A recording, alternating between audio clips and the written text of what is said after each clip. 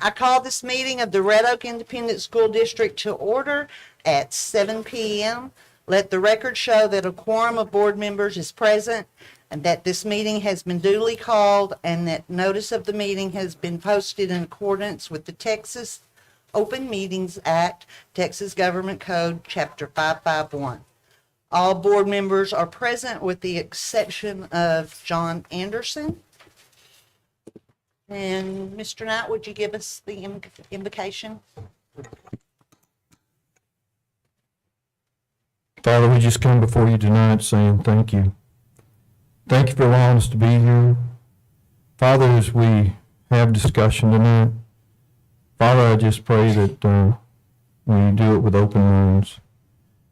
Father, what's best for this area, this district, our students, our teachers, our staff.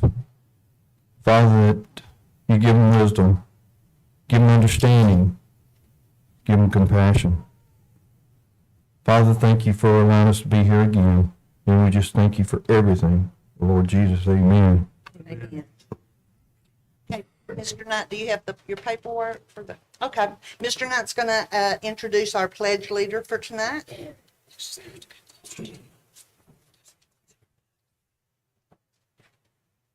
Asa, if you come on up. I want to tell you about this young man here. Asa is one of our seniors. He's a incredible young man. He is going to be our pledge leader tonight. He's 18 years old, and his parents are Trace and Jennifer Lowe. He has one sister, Caitlin. His favorite subject is AP Psychology. That's a tough one. Asa enjoys participating in student council events and then going out with his friends. He has two pets that are miniature dachshunds. When Asa graduates high school, he wants to attend college, become a pediatric psychiatrist. The person he most admires is his sister. Something he likes about himself is the ability to emphasize with others' emotions. And I can say, yes, he's a bright young man, and it's been an honor to be around him. So, Asa, if you'll lead us.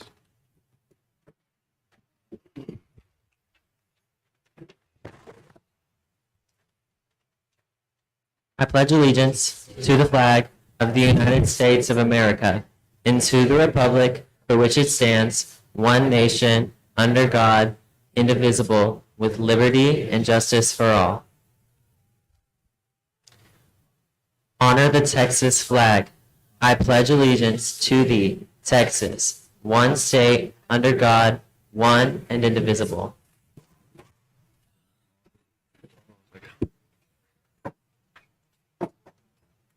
I do want to present you with this certificate of recognition. So if you come up here.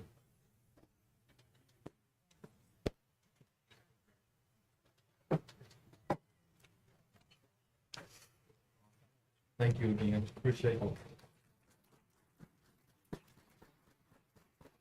it. Next, we're going to move into our recognitions portion. I would ask that you stay until all the recognitions are finished, and then we'll make time for you to leave if you need to go home and do homework or whatever. But it's always sad, the last people, everybody's already gone. So if you'll stay till the end of the recognitions, that would be great. First, we are going to do Campus Teachers of the Year, and Miss Donna Knight will help with the presentation.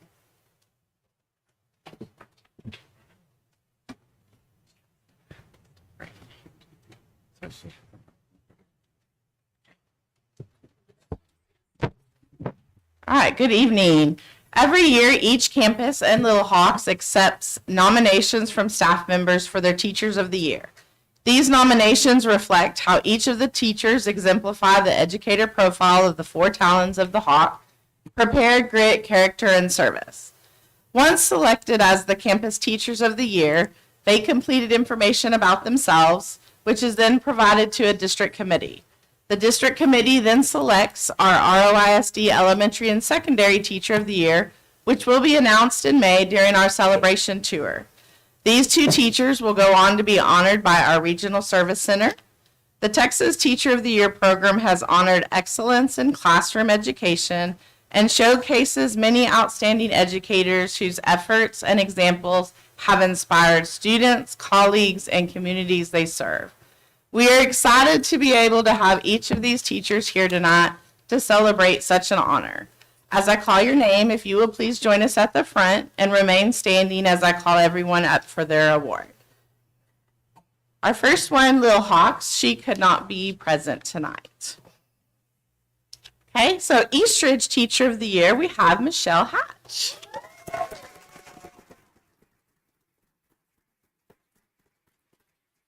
She shared, I do what I do because I love it and it brings my heart joy. Connection is key, and you cannot teach a child's mind before you reach their heart.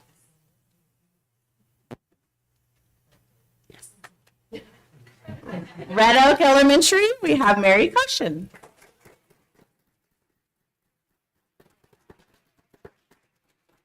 She shared, in my classroom, I encourage students to put their best foot forward and give their best at all times. I love it when kids come back to see me and tell me what they remember about my class.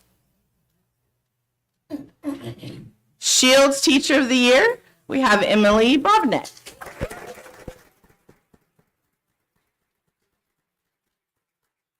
She stated, we celebrate each improvement they make, no matter how small, to keep the focus on becoming 1% better. My students inspire me continuously, and they motivate me to give my very best. Shutman Teacher of the Year, Irene Gomez.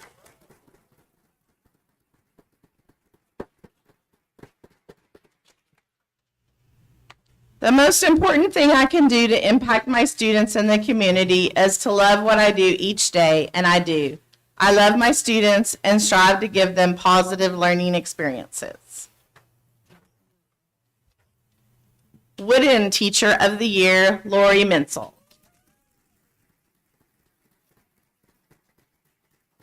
What an amazing honor to look at her total years of service.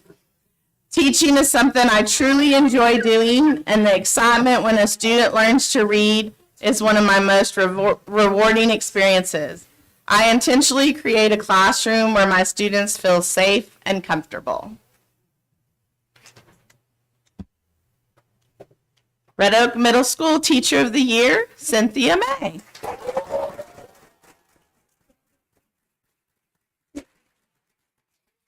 Her goal is to build positive relationships with students and to create and inspire lifelong learners.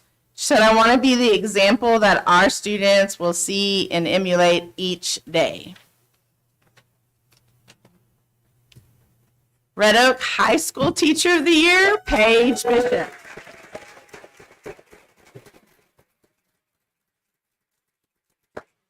I am passionate about volunteering and sharing my time with others. I hope that one day when my students look back, they realize how much I truly cared and how much of an impact I had on their future. Congratulations to our Campus Teachers of the Year.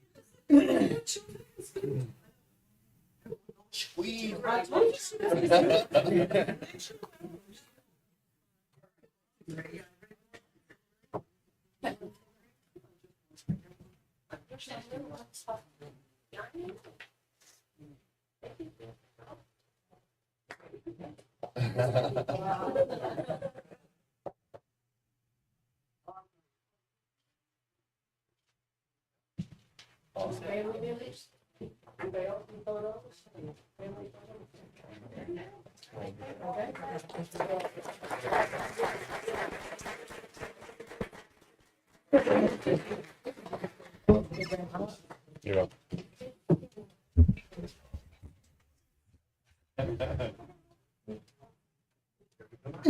Okay.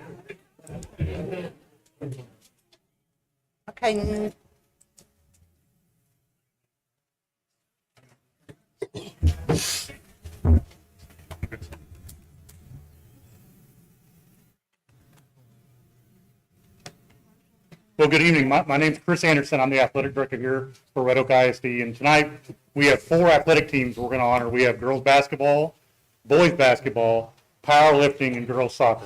We also have a couple of special awards for the coaches at the end. I'm going to turn it over first to Coach Darren Eubanks in girls basketball to introduce his student athletes. How's everyone doing today? I'll just say a few things about our great team. Says a lot about Red Oak because year after year, we had some talented girls leave, and these young ladies came in and replaced them, and we're still district champs, so that's awesome. Proud of them. We'll start with Dawson Jimerson. 5 years in a row. 5 years in a row.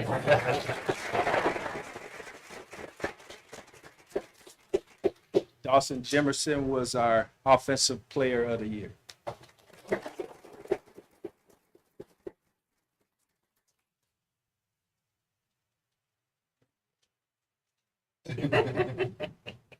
Getting there. I have to do it in a different order. Dawson Jimerson.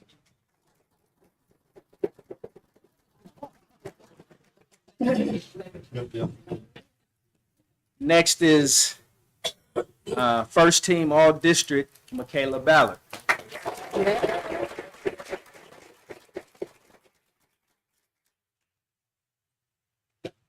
Next is our only freshman we had on varsity, Victoria Hardy.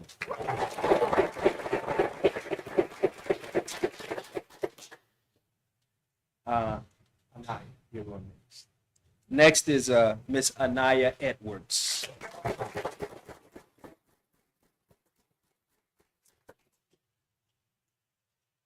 This young lady, Miss Courtney Blewett, was our defensive player of the year.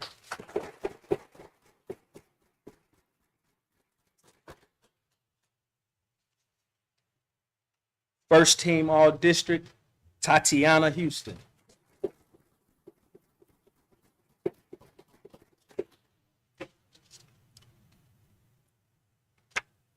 Second team all district, Victoria Houston.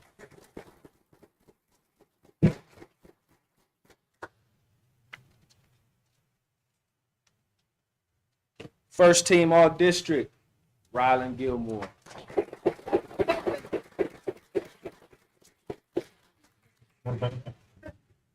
And then I also have a certificate up here for Coach Natalie Sutton.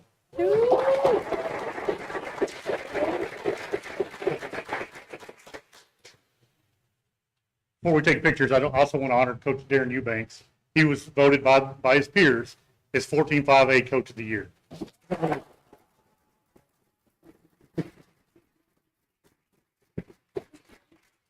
3 times in a row? 3 times in a row.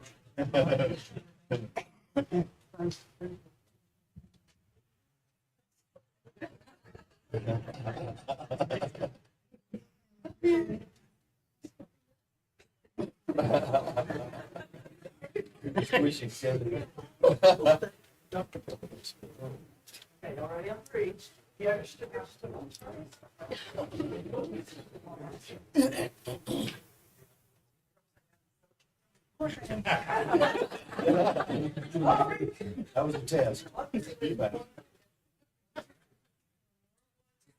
I'm still in the picture.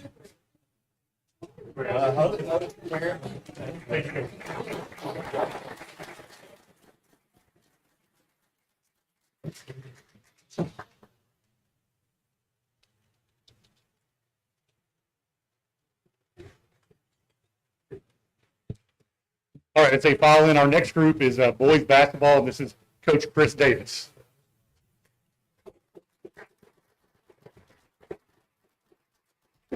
First off, I want to say thank you for having us here. We had a great season this year. This being my second year being the head coach for the boys basketball team. Well, young men the men's basketball team. Let me fix that. Great year. We ended up getting to the fourth round, regional semifinals. So we have a lot to be celebrating, to be honest. We had a total of around 7, 8 seniors. We had like 7 or 8 seniors that would go off and hopefully play college basketball if that's what they choose. Looking forward to the future. We have some really good young talent that we have. So we're looking to try to get even further next year. So I want to recognize some of the players who won some awards in the district this year. First player, we have Kamal Brooks. He was 14-5A second team all district. Kamal Brooks.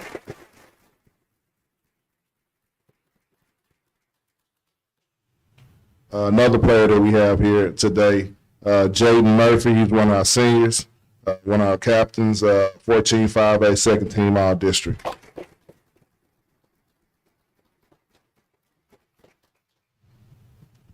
Next player we have is Michael Gatewood. He was our freshman. He started majority of the season, so we have him for another 3 years. He was 14-5A first team all district. And another player that's here is our senior point guard. He was first team all district, second year in a row being a defensive player of the year, and he also made the all region first team. So Mark Broussard.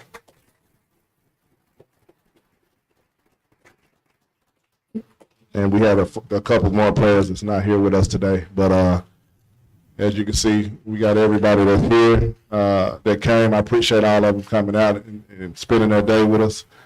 So thank y'all for having us again.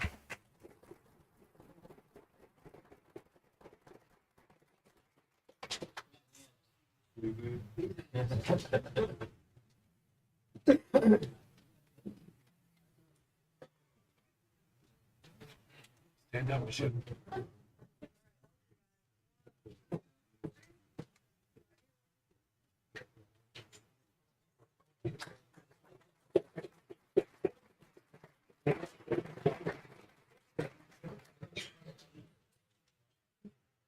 Thank you, guys. Thank you.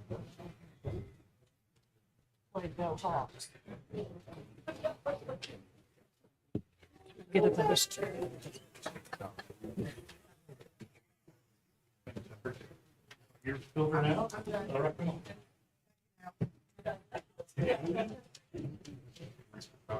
All right, our next group tonight is powerlifting. We had a student athlete go to state in powerlifting, and I'm going to introduce this Coach Jacob Pearson, one of our 2 powerlifting coaches.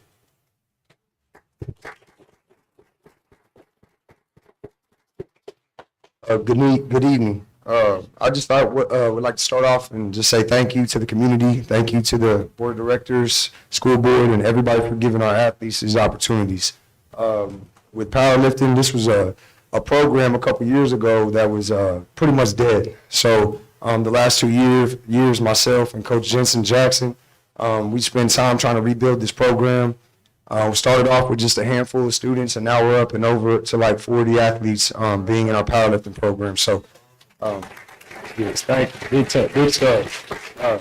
With that being said, I can't say enough good things about this young man. He's really set the standard. He competed in the 148 weight class. Funny story real quick is just, making it to state is not easy, but he weighs 148 pounds.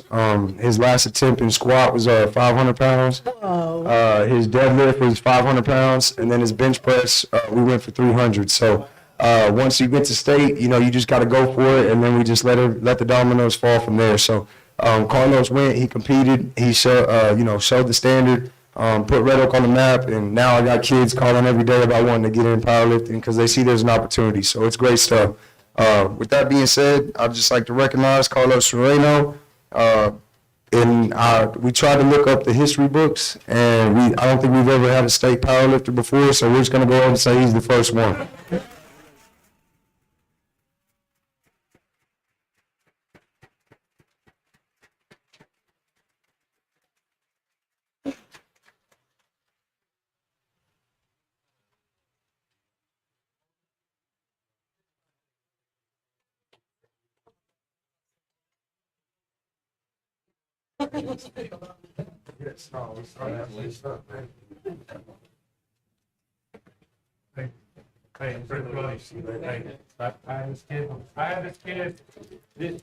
This kid played Little League football for me. He was my first center I ever had, and he never, ever quit.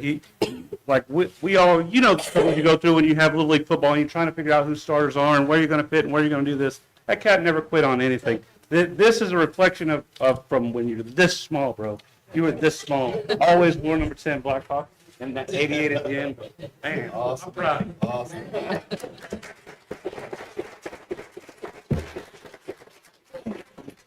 All right, one more group. Our next group tonight is girls soccer, and this is Coach Adam Pratchett. I'm honored to introduce all these girls. You know, we started this year working real hard. The girls, you know, they set a goal to be district champs, and they achieved that goal this year. And all my girls passed all their classes, A, B, honor roll, all that good stuff, and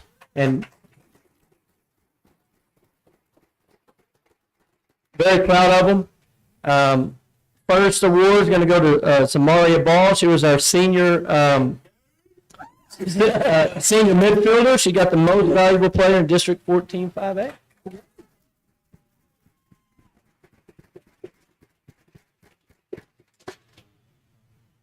Our senior center back, Ashley Chandler, first team all district.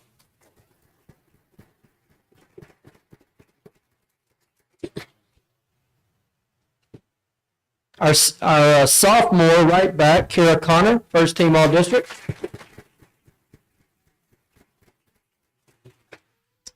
Our freshman forward, got 14 5A newcomer of the year, Cyan Cross.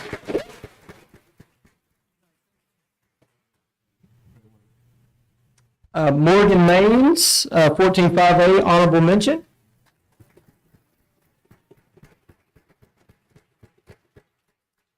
Aja Nelson, our center mid, first team all district.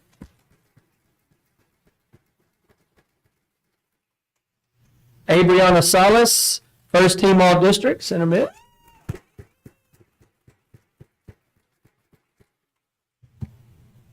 Brianna Trejo.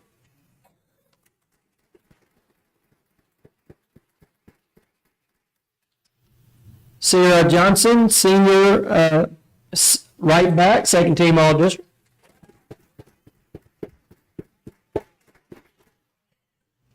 And Valerie Coronado.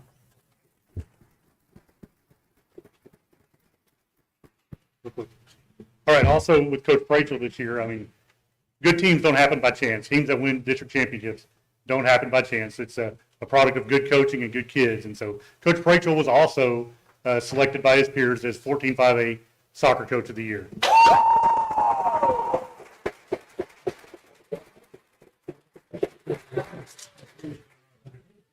Right. We can take pictures and we'll do that. All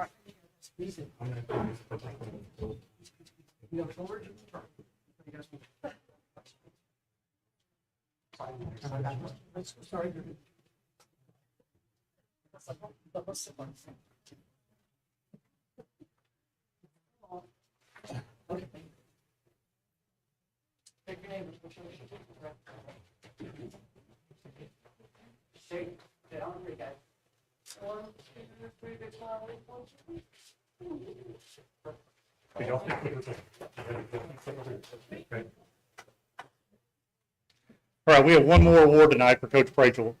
During this past girls soccer season, Coach Rachel won his 100th. He got his 100th career victory.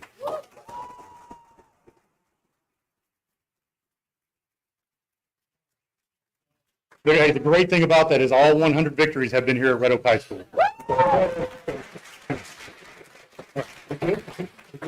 All right, come on, Lee. Awesome. Thank you all so much.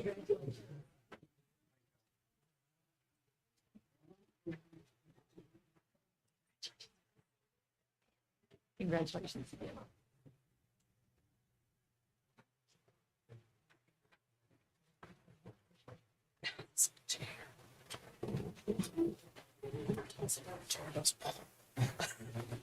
You're up, Frank.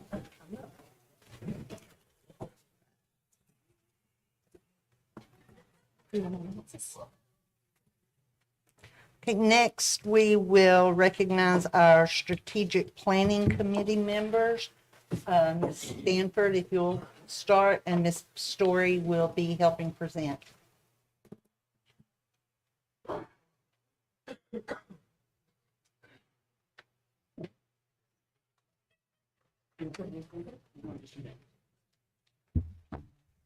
All right, we're going to do, my name is Beth Trum, I'm the Executive Director of Communications. Ms. Sanford's going to hand out the certificates along with Ms. Story, but we're going to do a presentation here in a little bit, but this is the Strategic Planning Committee. These members were instrumental in helping prepare the presentation we'll be doing later today, but first we're going to do recognition of them. Michelle Allaire, Cherie Blair, Shelley Brown, Nicholas Dickinson, Kevin Dixon. Oh, no, she's here. No, I don't think so. Haley Dobbins, Erica Edwards, Sabrina Egbly. I always say it wrong. My close ever? No, ma'am. Never. Mr. Frills, he's not here either. Jeremiah Gaines, Lacey Godsby, Yamun Hempstead. Did I get it right? No. I asked, say the first name for me. Yaman. Sharitha Hicks.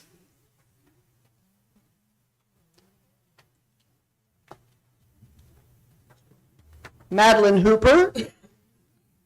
Bill Johnston. Beverly Jolly. Brent Cather.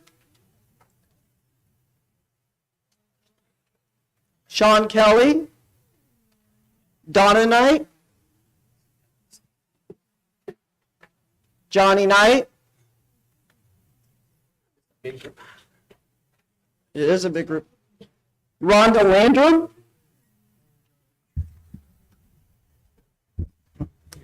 Asa Lowe. Tim Martin.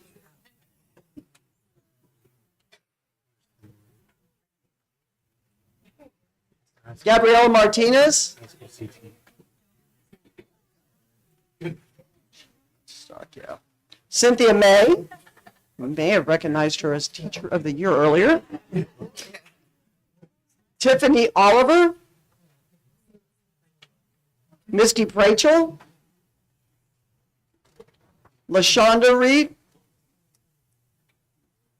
She's doing accommodations.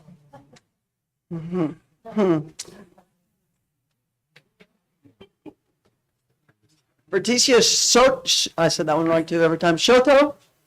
They're loving me. Melissa Sulak. Jessica Treza.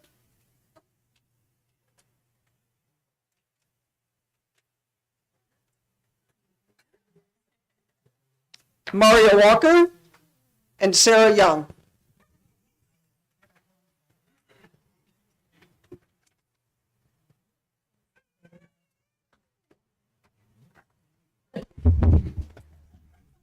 Is that everybody?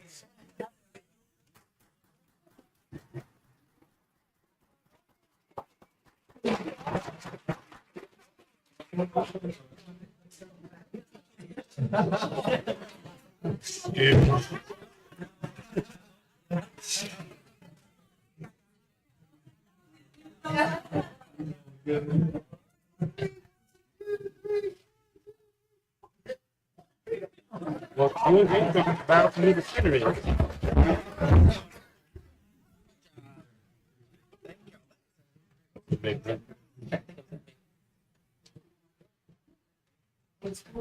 Thank you all so much. It has been a lot of work, so I'm anxious to see the presentation.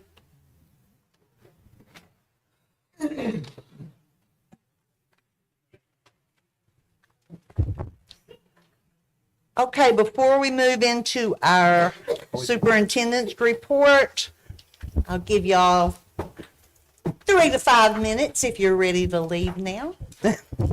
I'll just stay. Thank you all for coming. For coming. Thank you.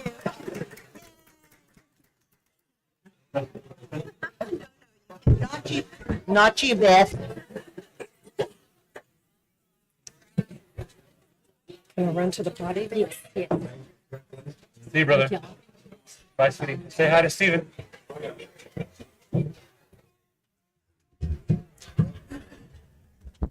So,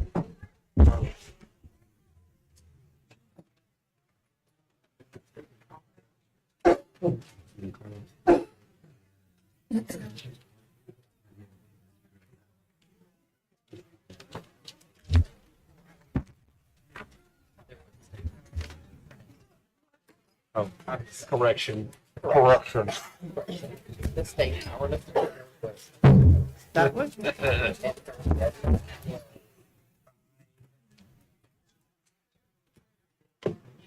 Nope, because she's she was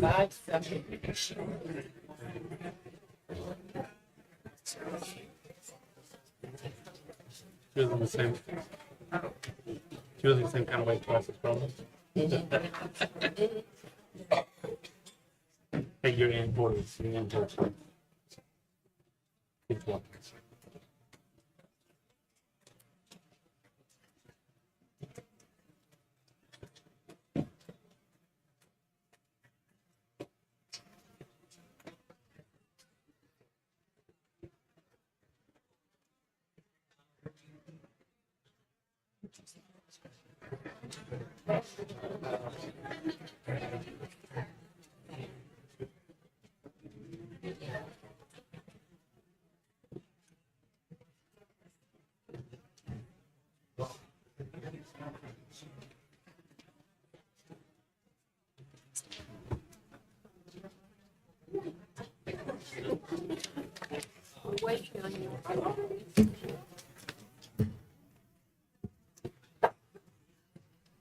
Okay, I think everybody's made it out of the room.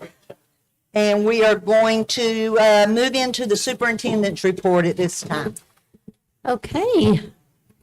At this time, we're going to go ahead and get started with our Mentors Care update. So Mr. Brian Blackwell, Managing Director of Mentors Care, if you would like to come up.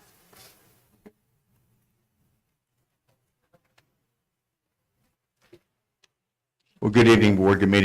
Good evening, Ms. Sanford. It's an honor for me to present some preliminary statistics for Mentors Care at Red Oak High School for the 22-23 school year. The data that I'll go over with you this evening covers the months of August through January, so about 5 months of data. We will provide Mr. Gatewood and his team a detailed report that will be in June, early July, and it will cover all of our reports from August through May. It's been an awesome year. And just want to thank the district for your support and for your continued belief in us. We want to thank Ms. Keener, our coordinator at Red Oak High School, for her hard work with the kids. She's just such an awesome, give it up for Ms. Keener. She's awesome. Just her connection with the kids is powerful, and you'll see that in the numbers that I go over with you tonight. Just kind of quickly who we are, just a reminder, we're a 501c3 nonprofit, and we started in 2009 in Midlothian High School, and we've expanded to 15 high schools now, and I'll show you those in just a minute. But we started off with 30 students and about 30 mentors that first year, and now we have 650 kids in our program, and we have about 600 mentors across Ellis, Dallas, and Taylor counties. And excited to tell you that we will be serving Hill County starting in the fall. We're going to be working with Hillsborough ISD. So we're growing. Thank you very much. What we do is we connect students who struggle in school and life with a mentor from your community. One of the things I love about Mentors Care is schools are challenged to have what's called community engagement, where they bring community members into the school. And at Red Oak High School, you've got 55 adults from your community coming into that school every single week to love on those kids and just be a friend and a role model and a confidant. So it's powerful. It's powerful for the school, it's powerful for the community, and most of all, it's powerful for kids and the mentors. We know the results that we see, typically we see students who were going to the office, we see them not going to the office anymore. We see kids graduate that otherwise may not have graduated. We see kids improving on credits. We see kids who struggle with attendance, and I'll show you some stats in a minute that verify that attendance improves. just self-image improves. It's good for kids to have a mentor. These are the schools we now serve. We now serve every high school in Ellis County, which is awesome because there is a fairly high mobility rate among students in Ellis County. So if they leave Palmer High School and come to Red Oak, their mentor goes with them. If they leave Red Oak to go to Waxahachie High School, the mentor goes with them. And if the mentor says, well, I can't drive from Ennis to Red Oak, then we'll find another mentor in Red Oak. So it's exciting to see just the growth we've had. And it just tells us that the program works. Just a quick refresher, the way that kids qualify for the program, you can see on your screen there on the far left column, the state of Texas has established indicators, factors that affect kids at school. And being a former educator myself, the ones that I saw that affected kids the most were kids who had been retained, kids who had been expelled, kids who had been in alternative school, kids who were homeless. All those factors affect kids. If you don't have a place to live, it's going to be hard to make straight A's in school. But we at Mentors Care know that there's more than that affects kids. So that center column is what we call our changeable indicators. And these are research-based factors that show that kids are affected at school whenever they don't have motivation, or they've suffered acute trauma, or they're being abused, or they have anger issues. All these factors affect kids at school. Then on the far right column, you'll see what we call our unchangeable indicators. These don't change. If a student loses a parent, that parent's gone for good. I mean, and these factors affect kids for the rest of their lives oftentimes. So the way it works is teachers, principals, coaches, counselors at Red Oak High School notice kids who would benefit from the program. They do a referral. We interview the student to make sure they want to be in the program and that they're a good fit. And then we get parent permission, and then we get them a mentor. And it's awesome. We have a lot of community partners, organizations that help us, because one of the things that Ms. Keener's awesome at is getting kids resources. If they need counseling outside of school, if they need food, she's able to get them connected with food sources. If they need clothing, school supplies, whatever they need, we're able to get kids help. We've even helped kids get their driver's license, which is pretty awesome to see how excited they get about that. Just some of the partners I want to point out from the Red Oak community specifically who have been great to us this year, especially First Baptist Church of Red Oak, or First Red Oak, Bombardier, Fuego Church, John Houston Homes. They've all provided mentors and snacks. And then I want to brag on the Red Oak ISD administration, because you guys have numerous people from your administration building, I think more than any other district that we serve, that come down to the high school and mentor. So if you're a mentor for us, thank you very much. If we take a look at students at Red Oak High School where they fall under state at-risk indicators, far and away, you always see semester grades under 70 is the number one reason that kids qualify for our program. 71% of the kids that come into the program have semester grades below 70. You also see that a little over a third have been involved in CPS. And I like to point out anomalies or things that kind of are outliers for different schools, and that's a little bit higher than some of our other schools. Other things that stand out to me, 27% did not advance grade level. That's about average of what we see. And then incarceration, or parents incarcerated, 5%. That's a little bit higher than some of our other schools, and then 7% are homeless. If you take a look at Mentors Care at-risk indicators, you see much higher numbers. Kids are affected more by those other factors that the state doesn't recognize, like 69% of the kids come in with grades below passing. 64% say that they have anxiety or depression, and that's just the world that we live in. We see this across many of our schools, with kids are struggling with anxiety and depression. A high percentage are not motivated. That first bar that you see, 56% say they're not motivated, and then 49% come into the program with attendance issues. Then if you take a look at our unchanging indicators, that's about average. About half of our kids typically across all of our schools come from what we call a broken home. They're being raised by a single parent, or they're being raised by grandparents. There's been a divorce in the home. A death of a parent is about average. I want to go back to one other that is really low. The 2% being only 2% of the students at Red Oak High School that come into our program report being bullied, and that's exceptionally low compared to other schools. But if you go back to our unchanging indicators, you see that 4% have chronic medical impairments, and then 2% have suffered some type of acute trauma. So there's a lot more than just state at-risk indicators that affects students at school. If you take a look at the referrals that Ms. Keener has done this year, she's referred 10 students from August through January for outside resources, food, clothing, school supplies, counseling. And counseling is almost always the number one thing that we refer for. And then you can see that twice for food and then one each for medical care, clothing, mental health, or we've done referrals to CPS. We refer to CPS as well as we need to. And anytime we do a CPS report, we always contact the counselors and the administrators at the school. How we've impacted Red Oak High School this year so far, just remember that 70% of the kids came into the program failing classes, yet 67% are going to earn enough credits to be promoted to the next grade level. So it's a great turnaround. It's exciting. About 50% of the students come in with attendance issues, yet 3/4 of them are going to meet the 90% rule for attendance. And that's awesome as well. Thank you. We put it at 90%. We want them there more than that. I'm sure you guys budget as a district probably at 96%. But that 90% is the magic number that if they're not in that class 90% of the time, they don't get credit for it unless they do credit recovery. And so half the kids come in with attendance issues, yet 3/4 meet that 90% rule. You guys have 13 seniors in your program, and every one of those students is expected to graduate. And that's awesome as well. Yeah. More numbers from Red Oak. It's a solid program. And we don't want to judge schools, and we don't do that. But I just want to tell you that you guys have a very, very healthy program. And that's due to Ms. Keener and the district and the way you've supported us and your community. It's easy to get mentors in Red Oak. We appreciate that. It's probably one of our few schools that has more mentors than it does students. Usually it's flipped. We have a shortage of mentors and we have kids on a waiting list, but at Red Oak we have more folks that have signed up than we've had referrals. So that's a good problem to have.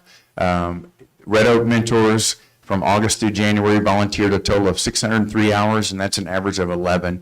And you'll see that number by end of May, that number will be closer to 20 to 24 per mentor. It's exciting. Outcries, students feel comfortable coming to Ms. Keener, so she had 21 outcries. You can see that 17 of those were for anxiety or depression, 2 for abuse or neglect, and then 1 for self-harm, and even 1 student who had verbalized thoughts of harming themselves. And when that happens, we get them to medical professionals, we get them to a school counselor to get the help that they need. It's also interesting to note that second bullet, that 42 times Ms. Keener provided support to students who aren't even in the program. And that's because word spreads that, hey, this lady's awesome, she will help you. And so that really, when those kids come in and they're not in the program, one of the things we like to do is give them information about the program so we can get them a mentor. That's probably the highest I've seen where we've had a coordinator provide that much support to students that aren't even in the program. I love her quote. She says, data says a lot, but the journey you see these kids take with their mentors is life-changing. And I especially love what students say.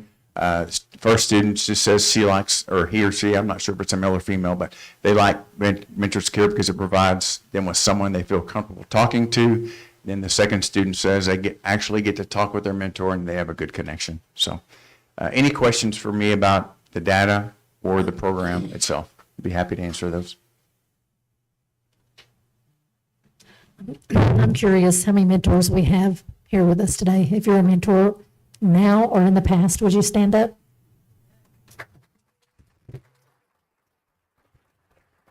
I'm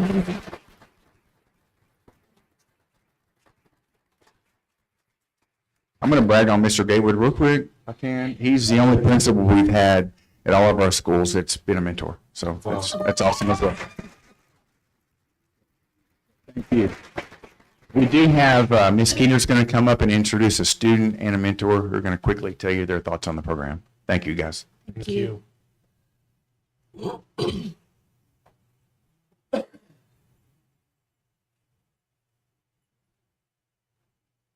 He's way taller than I am, but I've got a big mouth, so it works really well. I just want to say thank you again from the bottom of my heart. I know as an educator, former educator, I've seen how this program really affects these kids, and it really affects all of us as mentors as well. We get to see how we're changing the lives of these students and building a better tomorrow. So with that said, I'm going to introduce a student who's very special to me. We've been together for a long time, actually. A really long time. Okay, I call him Dommy, but he'll introduce himself as something else. So I'm going to let him actually do his own introduction because I feel like it's important for these students to let you know who they are. So. Hello, my name is Dominic Glazner. I am in 12th grade. I have been in this program for 2 years now. My mentor is Mr. Jeremy. With him, I feel almost like I don't get judged. He's constantly helping me stay focused, really just there whenever I feel like I don't really have anyone. And I mean, this program has offered so much to me, and I really want to thank y'all for allowing us to have this. I mean, the kids that I meet in this program every day, it's amazing. I've built relationships with some of them, friendships, and some of the kids that they are struggling, and I mean, sometimes even I can help them, and it feels great. And even with Keener, no matter what I have to talk about, she's always there, supportive, doesn't judge me, doesn't do anything negatively. Now, she will get a little crazy at times, but we love that. We love that about Keener. And so I really just want to thank y'all for allowing us to have this program. Thank you.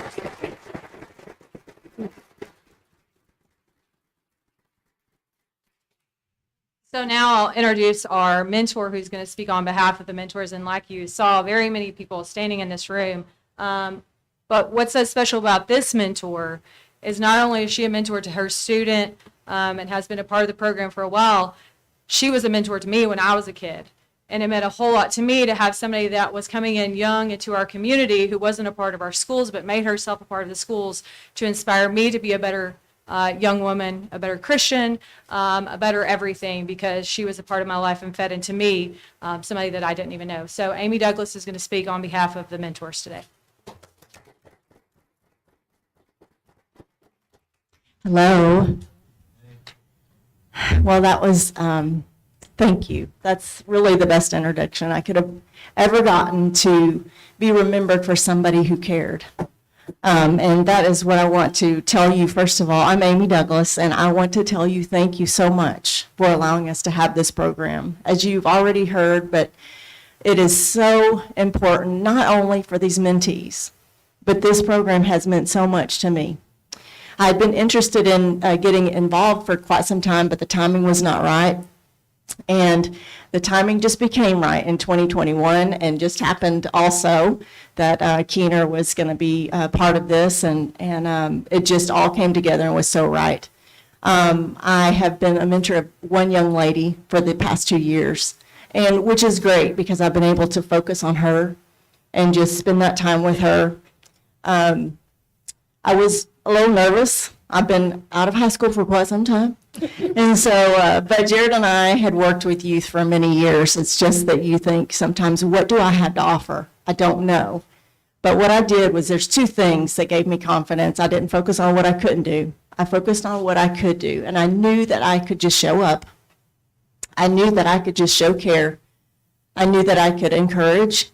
I knew that I could listen. And so that with that, I thought, okay, I can do that. And now the second thing is mentors care. They give you all the training you need, all the support, all the materials, from the head to my support that I get every single week from Keener. And y'all know, she really is amazing. I mean, we cannot give her enough credit. God has wired her that way, and she is using it in a great way, in the best way possible. And so it has been such a privilege for me just to learn really to be still and give a very valuable asset that I have is time, is to take time out of my life and my week to give to another young human being who is worthy and valuable, very important, to let them know that no matter what they're going through, that whether it's grades, whether it's something at home, whether it's something they're feeling, whatever it is, they are cared for and valuable. And so in the least, we're able to encourage them to graduate, which is great. But at the very best, even, we're encouraging them and investing in them as people to feel better about themselves, to see themselves for what they're worth, to see others more valuable, and to see their future in a broader way, so that they can then go out and make a difference and not just graduate, and which is super important, but to be better people. And this program has just meant so much to me. And this young lady is, I've seen her progress and make more mature choices, and she has a ways to go. But it's awesome also to remember that it takes time for each of us to learn how to walk in the right direction and make those choices.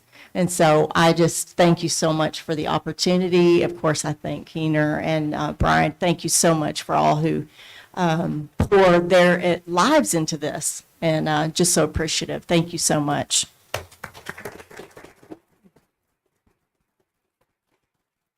Thank y'all so much.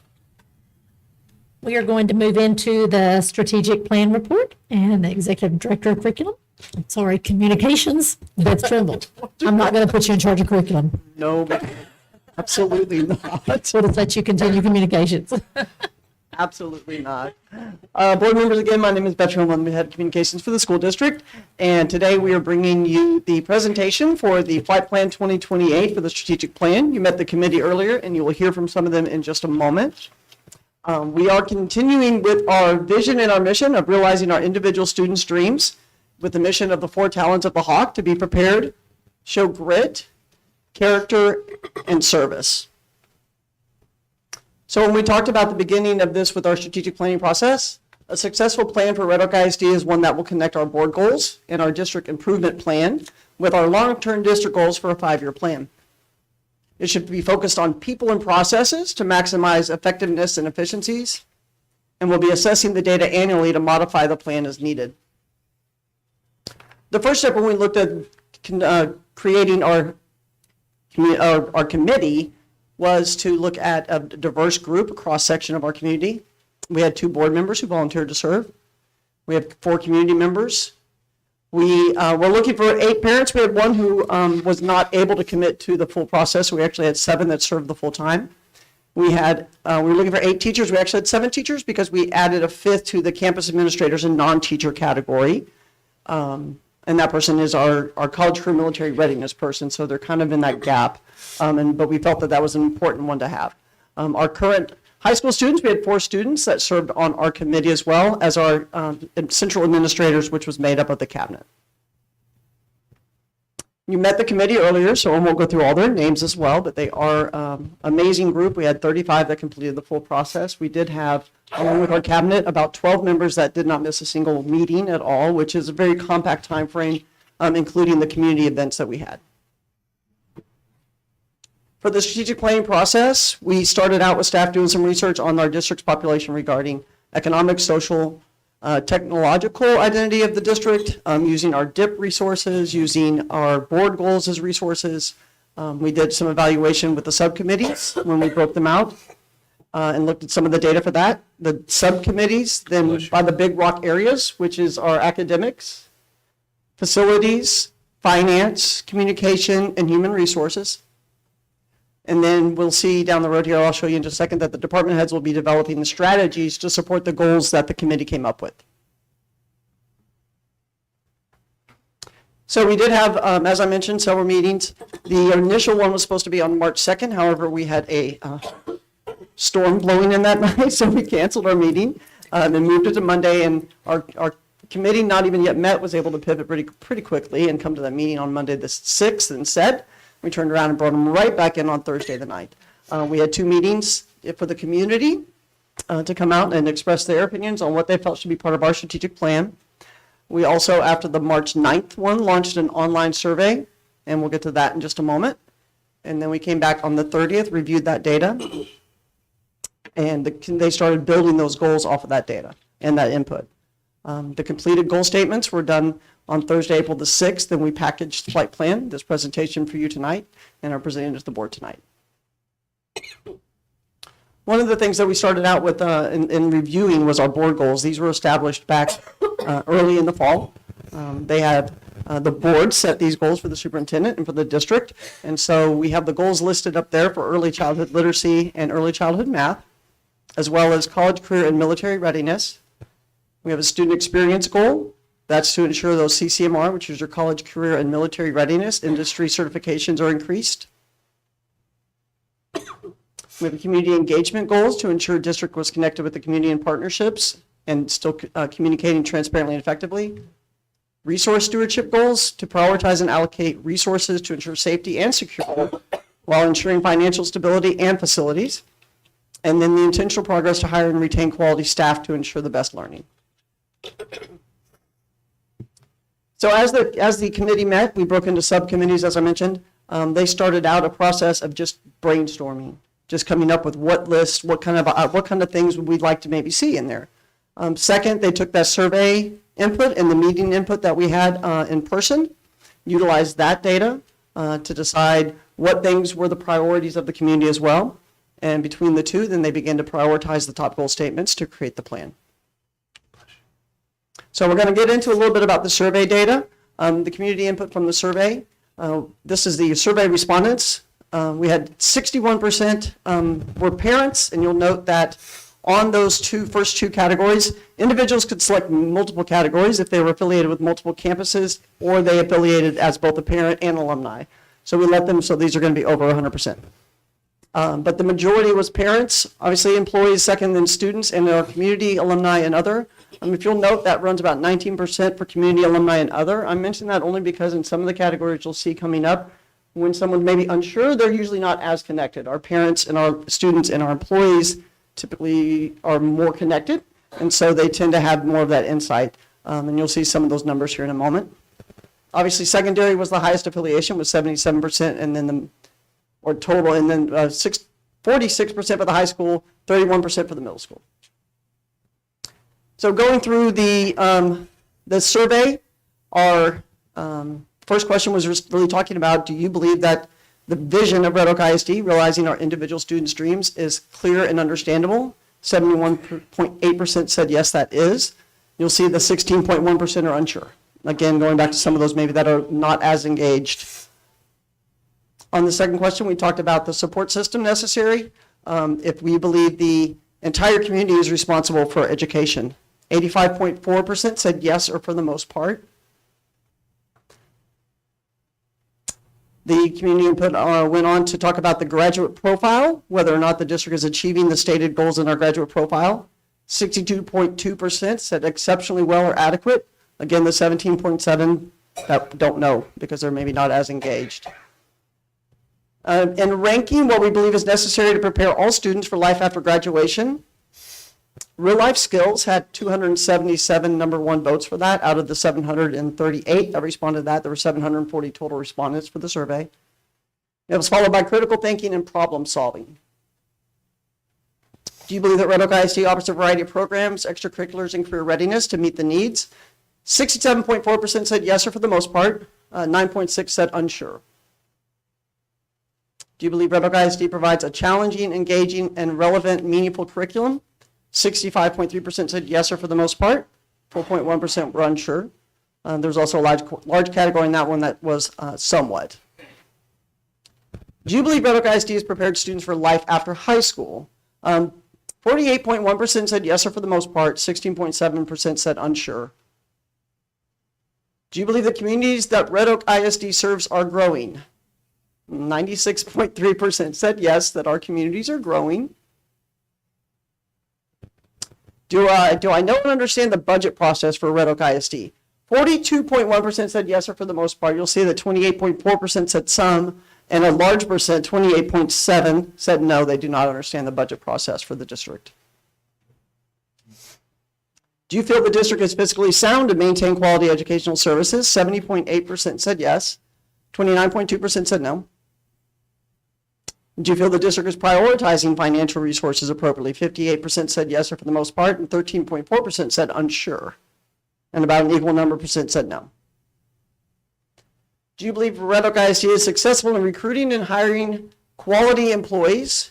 We are in a teacher shortage, but yes, 47.8% said yes, or for the most part. 13% were unsure. Again, that may be something that they're not aware of our recruiting strategies.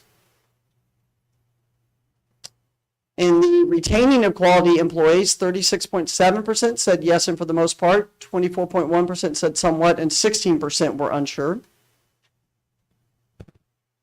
Do you believe Red Oak ISD provides a safe and secure learning environment for all students and staff? 61.2% said yes, or for the most part, and 20.7% said somewhat. Only 2.9% were unsure in this. We've done a pretty good job of communicating our safety. How do you hear or see about Red Oak ISD news? 73.4% hear about us, their information from email. Those are our parents and our staff primarily, because that is direct email that we send out. 62.9% use socials, 38.8% on the web. 37.2% get campus news that these fantastic principals over here send out on the regular, and that is our parents that are getting that information primarily. And 26.7% are utilizing our mobile app still, so we are still using all platforms. And then how would you prefer to receive that information? 78% want to continue receiving it by email. So I feel like I understand what is going on in our schools. 70.5% said yes, or for the most part, and 20.1% said some. We had a handful that said no, and a 2.6% that said unsure. But for the most part, people feel like they know what's going on in the schools. The common themes in the comments, again, there's multiple pages of comments, and that was great, but we did pour through that as a committee. A new middle school or facility management enhancements in bathrooms. These were things that came up regularly about the facilities. Staff pay and retention, more people in smaller classes. Student behavior, mental health, and discipline. Academic support for students. One-to-one devices, which we have, but are continuing to expand down. You'll get some of that tonight as well. SPED and 504 supports. More opportunities through CTE, which is our career tech education. Electives, college career exposure, and additional opportunities. Communication, specifically campus to parents and parent community engagement. A desire to start with earlier grades, not waiting until 4th and 5th, but maybe starting earlier in elementary, or even high school programs moving down to middle school for clubs and activities, and for sharing our mission and our vision with our students and our parents. Cultural inclusion and staff diversity, safety, and life skills. These were common themes that the committee all pointed out, that were things that they saw often in the comments. So we are going to go through a little bit now. We are in this category where the third bullet down there, where we are prioritizing our top goal statements to create the plans. So we are going to talk a little bit about the board goals, which you guys had already set back in the fall. The big rocks, what we call our priorities, which I mentioned the 5 categories. Those are the big rocks. So the strategic planning committee, when they come on board, their goal was to get the input and prioritize, and then to set the goal statements. The SMART strategies will be then developed by the departments, and we'll be bringing that back to you in June. So what we are working on tonight is above the line. What we're going to be working on after that is below the line, and then bringing you those in June for a second presentation of how we're going to get to these goals. The SMART measures or SMART strategies, when we bring them to you, will be specific, measurable, achievable, relevant, and time-bound. We want to know who's going to do what by when, and that is part of what we'll be fleshing out and bringing back to you in June. So on the academic side, I'm going to bring up Jessica Trezza. She is the principal of Woodin Elementary, and she'll be talking a little bit about the academics.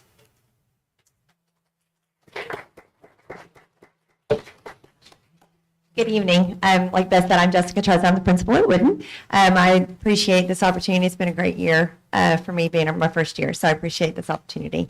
I was on the academic subcommittee, which is a very overwhelming. There's a lot of parts to the academic piece when we're looking at our students. So our overarching statement that we developed was to develop critical thinkers that will transcend college and career goals by excelling in the 4 talents. So tying in that profile with the kids and making sure that we are not just preparing them for graduation, but beyond graduation from high school. So one of our goals was to develop students who are college, career, and military ready that possess the academic skills for post-secondary success. So when we're looking at preparing students for life after high school, we need to ensure that we're preparing them for wherever life is taking them. Not all kids are going to go to college. Not all kids are going to go to the military, so we need to prepare them for wherever they want to go. With this goal in mind, we want to build students to be problem solvers, critical thinkers, and to be collaborative with their teams, and develop students through hands-on learning so that they are prepared for all of life's challenges. That was a big thing we saw throughout the survey, was real skills, life skills, problem solvers. We talked a lot in our committee about conflict resolution, just building capacity in all of our kids and being very well-rounded.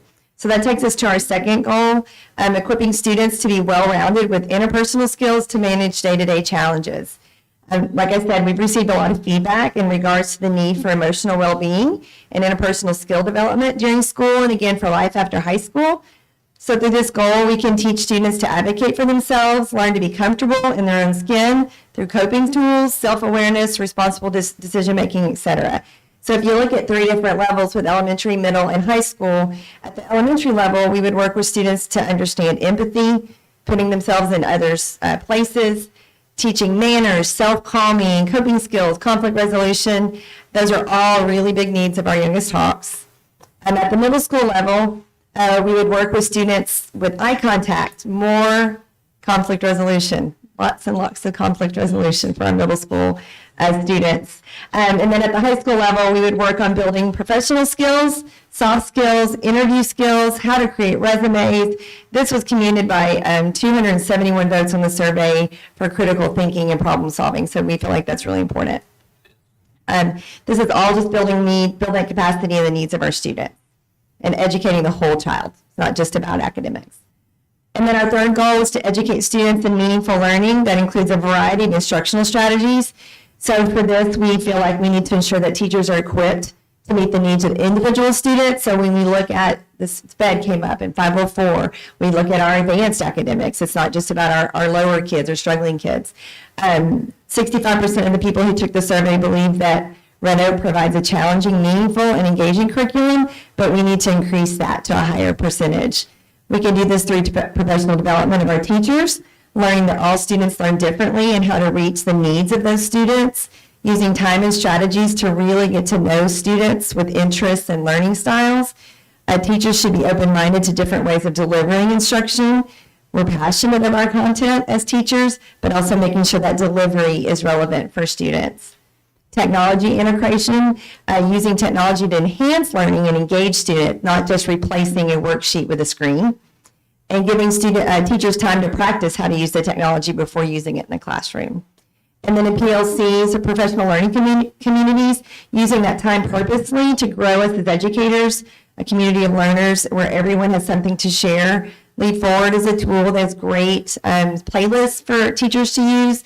One team with Dr. May mentioned her 3-cup strategy with red, yellow, and green cups to let teams be able to work together to decide where they are and that when they're collaborating together to let her know when they're ready to move on. We loved that strategy. And using things like Quizlet, which is an online way to test students' knowledge. So making sure that teachers are prepared to deliver that to students. So we just want to make sure that we're teaching kids that they can learn, but they're not just because they're being compliant, but because they're engaged. So that was from our academic subcommittee. Thank you.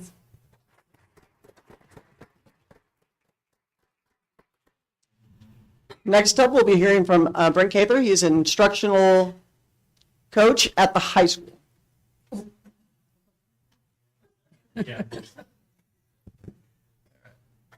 Good evening, board members. My name is Brent Cather. As Beth said, I'm the secondary science instructional coach, and I've been chosen to speak on behalf of the HR subcommittee for strategic planning.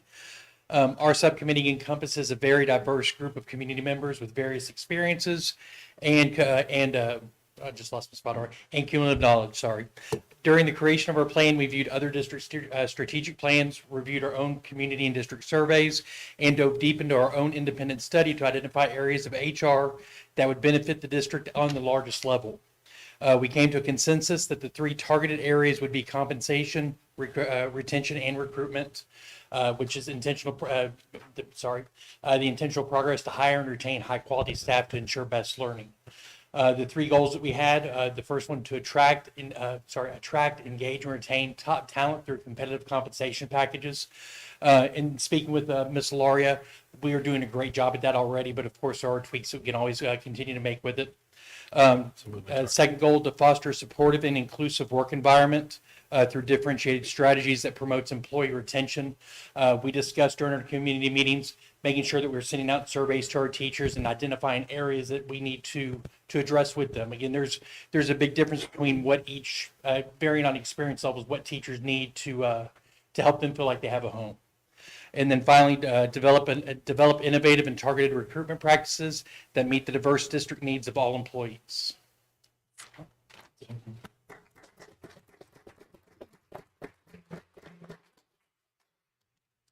Next up, we'll have Senior Asa Lowe. He'll be doing the finance presentation.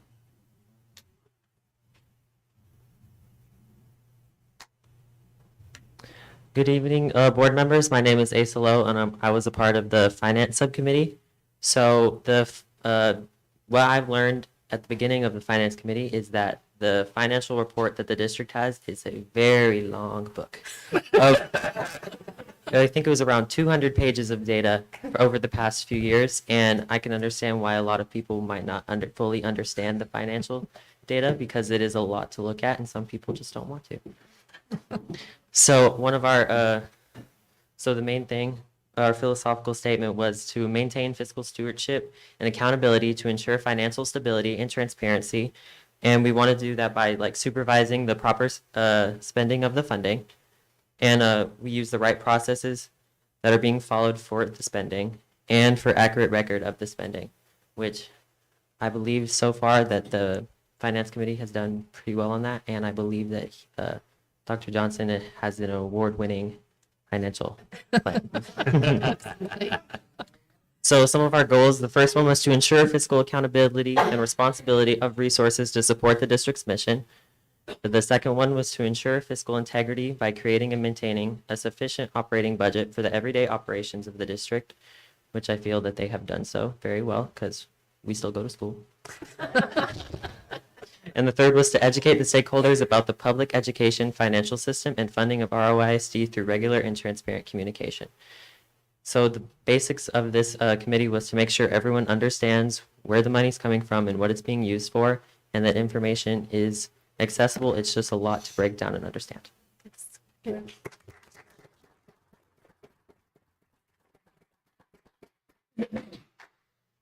Next up for growth, facilities, and security, we have Mario Walker, who is a parent at Shupman Elementary.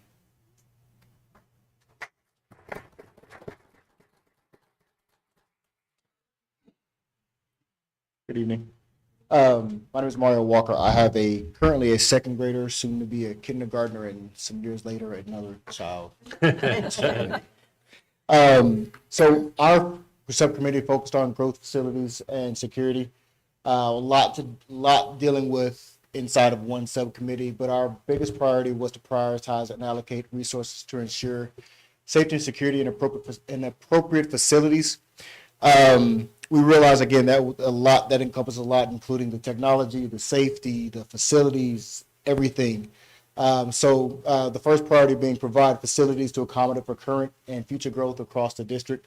As 90-something% of us realize we're growing, we may not continuously grow at the same rate. So we want to make sure that we have the facilities to accommodate those now and those that are coming in the future. The second thing being to ensure district facilities meet or exceed safety and security standards for physical requirements, technology systems, and implementation of procedures and protocols. Again, regardless of what we have, we need to make sure that we're feeling safe inside of those buildings for our students and our staff. We obviously realize we don't want to have to use this stuff, but we realize the reality of where we are in the society. So we want to make sure that we're keeping those at or above the minimum standards. And the last thing is to attempt to have facilities meet or exceed minimum standards for all programs to provide opportunities for student participation. As we talked about in the comments, we want to start having more opportunities for more students, but we also need to make sure that we have the facilities to provide those opportunities for the students. So that's one of the other things we wanted to focus on in the subcommittee. Thank y'all. Thank you.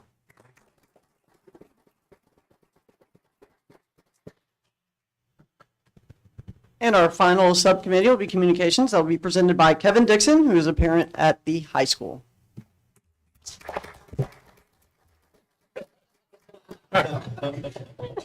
Good swing. Thank you, Mr. Appreciate that. My name is Kevin Dixon. I have a ninth grader at the high school, and I'm also the husband of a Red Oak ISD graduate and current employee. So lots of ties to Red Oak. Our overarching statement was to ensure district is connected to the community and partnerships to further student success while communicating transparently and effectively. And we came up with two goals. Our first one being to prioritize and enhance parent and teacher communications. As an educator myself of over 30 years, when teachers and parents can communicate early, it deters a lot of problems later. And that was something that we keyed in on in our group. Everyone in our group are educators of some sort. Some of us, well, all of us were secondary, some of us even at the college level. And the communication between that parent and the teacher is critical for success in academics that we've already talked about, in attendance, and also in discipline issues. And one of the things that we talked about under this is tools that we have in the district for that communication. What tools do we have, and are we using them effectively? And if we are not, what kind of training can we put in place for our leadership and our staff to use those tools to be able to effectively communicate? Our second one was to provide opportunities to foster positive relationships between students, parents, schools, and staff, and the community. Examples of this could include teacher training for building relationships, engagement activities, and resources and tools for communications, which we talked about in number one. What do those look like, and how can we use those more effectively? Also, Mr. Blackwell spoke earlier about mentors care and the number of mentors that you have. But another piece of this is working with the community and bringing more mentors into the community or into the schools to be able to use them in various ways. Other things, work with campus fine arts, develop multicultural events, and also to assist campuses with dads events. And so one of the things that dads don't get into schools, and having the opportunities for dads to get into schools makes a huge difference on those campuses when they can be there. Speak from personal experience. And so being able to communicate across all of the areas we have talked about tonight, she has a big job, because everything we talked about comes down to communication. And so those are our two main goals, but they are much bigger than that when they're fleshed out. Thank you.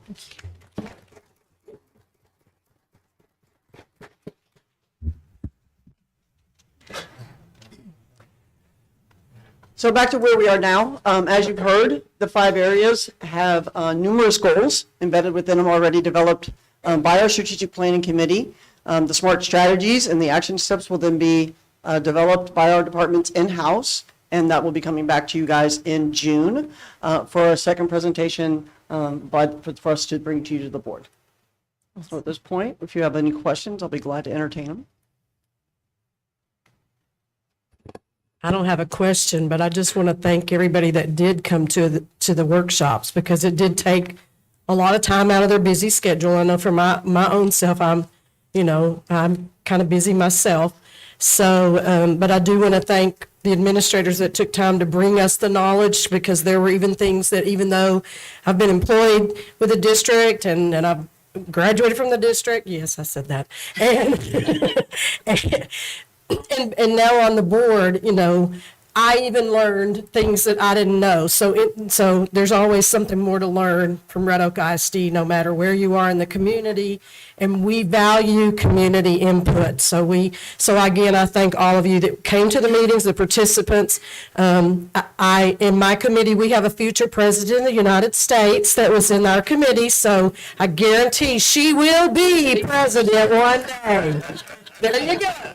So thank you.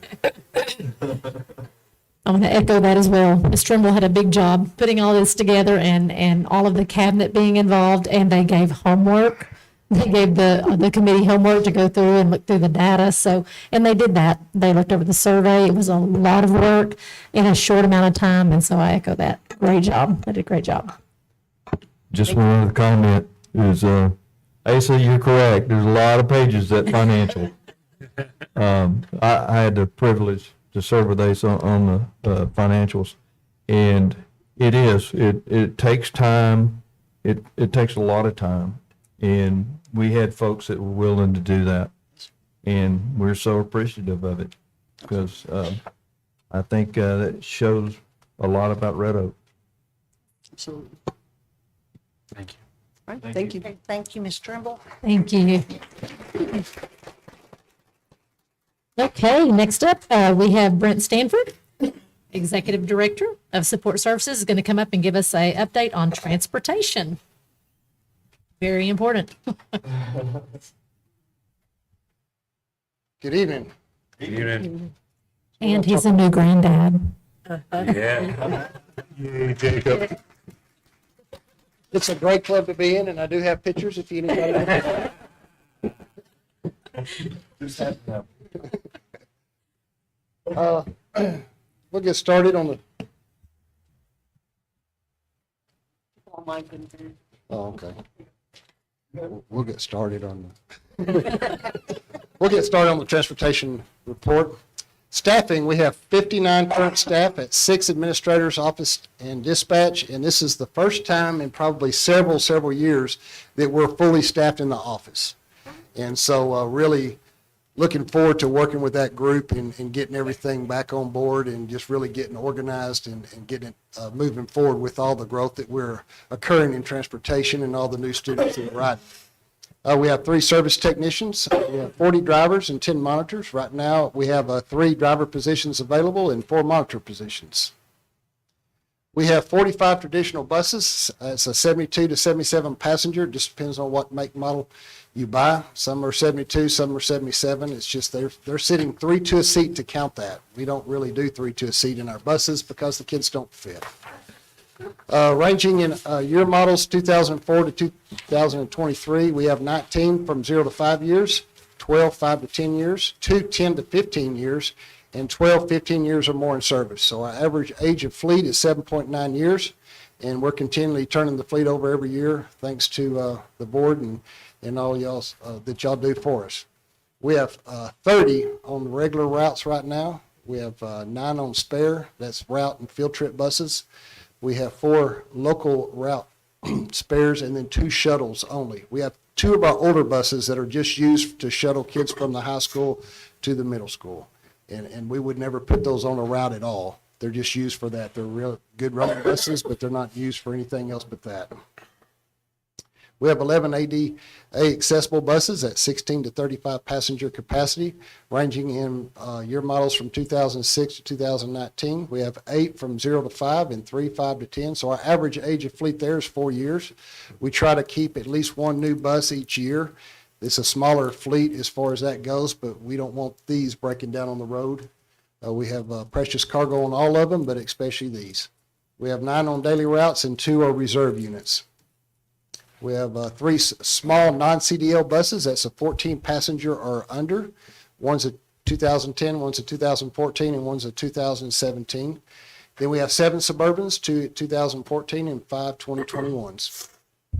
Historical ridership for 22-23. Right now, we're running about 4,203 riders, and our enrollment for the district 6,499. And it just goes all the way down to 1920, so you can kind of see the growth. 2021 was the COVID year where most of the kids were at home online. Now, this rider report is pulled from our state reporting. Our state reporting, we add the AM and PM together. So that's how we get total ridership, because sometimes in the AM you might have riders and they might not ride into PM. Sometimes they're riding both and getting counted twice, but that's just how the state reporting makes us do it. And so that's total ridership. Campus riderships from 22 to 23. DTS, we have 8 routes, 340 riders. RPS, we have 9 routes, 370 riders. Eastridge, we have 5 routes, 215 riders. ROE, we have 9 routes, 269 riders. HAW, we have 6 routes with 212 riders. Red Oak Middle School, we have 31 routes with 1,409 riders. In Red Oak High School, we have 31 routes with 1,184 riders. Our bus stops, we do congregated stops. We do not go door to door. We cannot do door to door because we would pick them up and then have to take them back home. Students should be at the stop about 5 minutes prior to scheduled time. All times are on the website. Elementary, they walk about 2/10 of a mile unless we can't get a bus down that street, and then they might have to walk a little bit further, but most of the time it's 2/10 of a mile. Secondary, they can walk up to 5/10 of a mile.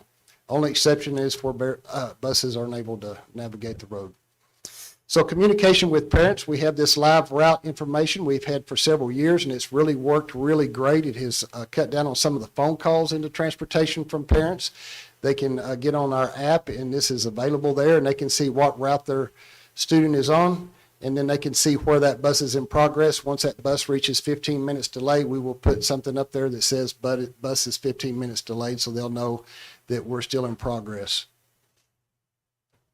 Extracurricular field trips for 22-23. This is April 1st. We've had 861 trips of a total of 82,842 miles that we've done this year. Last year, 21-22, we had 899 trips with 85,460 miles. And then 20 and 21, we had 610 trips for 74,279 miles. So you can see we do a lot of extracurricular trips throughout the year. This is trips. This aren't buses leaving. One of these trips could have 10 buses. If it's a football game, that's one trip. So there's a lot of trips that we are trying to cover with the group that we have. Are there any questions? Good deal. I finished, I think, fairly quick. Is it good enough? Thank y'all very much. Thank you. We appreciate y'all. Congratulations, sir.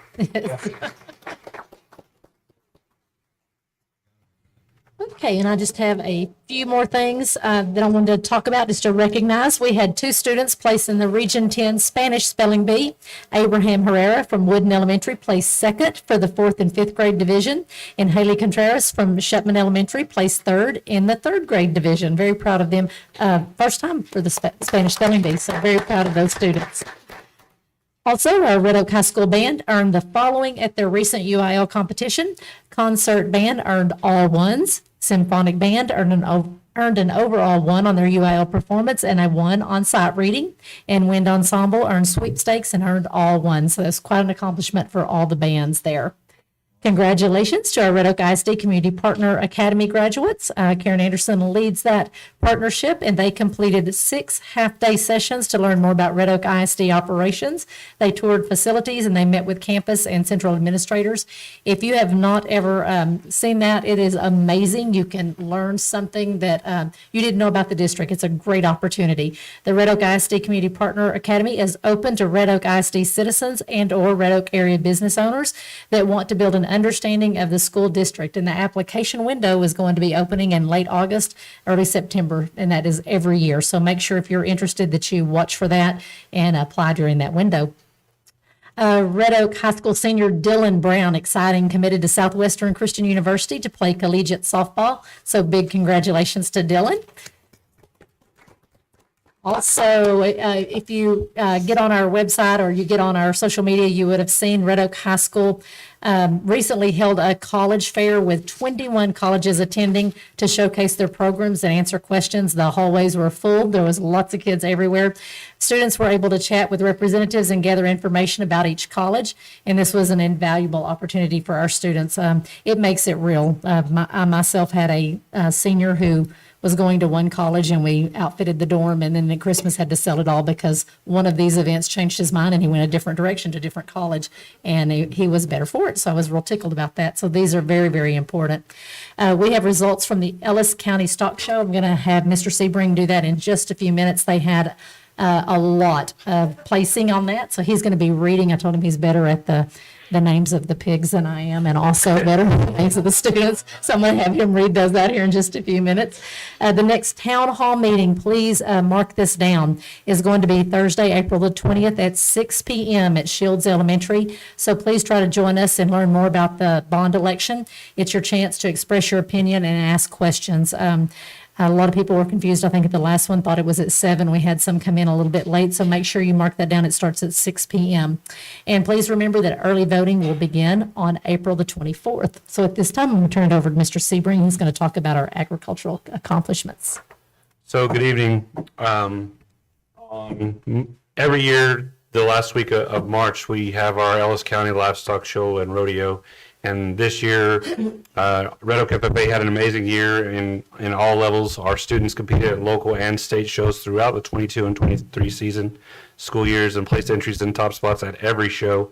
For 2023 Ellis County Youth Expo, Red Oak FFA had over 60 entries in a variety of categories: swine, sheep, goats, rabbits, creative arts, ag mechanics. And this year, livestock and ag students qualified for the Sale of Champions, which is not easy. We have one of the toughest counties in the state of Texas that competes. I think there were over 333 entries this year in the livestock section alone. And the students at the Sale of Champions made over $114,000 that go to their future projects and or college funds. And we're extremely proud of them and how well they competed at the Ellis County Youth Expo and represented Red Oak well. I would also like to take this time to say that we have one of the greatest staffs as far as the ag section is concerned, with Adam Robinson and Kayla Glenn and Paige Bishop. And I'm so appreciative of what they pour into these students on a daily basis. My kids have my youngest hasn't made it to their classes yet, but both of my sons have either been in the mechanics program or in a class with Robinson or in a class with Glenn, and they're just, I'm really passionate about it. My kids love those teachers, and those people spend tireless hours, 3 a.m. wake up calls to get these kids to shows, overnights in load-ins at San Antonio, Austin, Houston, San Angelo, where you're there literally overnight. And any of those of you who've ever hauled livestock to a show, you know that sometimes you might not have a communication with that show for 8 to 10 hours before they start opening the doors and allowing you to load in. And their time is so much more than just in the classroom, and it's appreciated very much. So let's get to the results. We had a creative arts, second place art drawing, Kaylee Vaughn. In pigs, we had Tatum Vines, white OPP breed champion, Abby Smith, breed champion Yorkshire, Garrett Sebring, white OPP breed reserve, Taylor Brogdon, Berkshire, breed reserve, Faith Dickerson, first place Yorkshire in class, Macy Carroll, second place Burke in class, Sadie Carroll, second place Dark Cross in class, second place Alyssa Lopez, Dark Cross, Maddie Piro, third place Berkshire in class, Olivia Puckett, third place Hampshire in class, and Paige Sebring, fifth place Duroc in class. Now the goats. So her mom lets me do this, so I want everybody to know. Chicken Laris, also Marissa, won grand champion, middleweight goat, and reserve overall grand champion. Kimber Robertson, reserve champion middleweight. Maddie Smith, second place in class. Kaylee Vaughn, second place in class. Isaiah Guerrero, second place in class. Tice Hood, third place in class. Ariana Stiles, third place in class. Mason Orr, third place in class. And Mariana Garcia, third place in class. Now on to rabbits. So this is our biggest show class for rabbits. We actually had we launched our rabbit program this year. We had so much interest that we needed to add some more opportunities for these kids to show because of the amount of space that we have at our ag barn. On average right now, We have about 40 to 45 goats and lambs that are actually in that barn. We have 24 swine that are in that barn. And then we had, I think that we had around right at 30 overall rabbits that are there.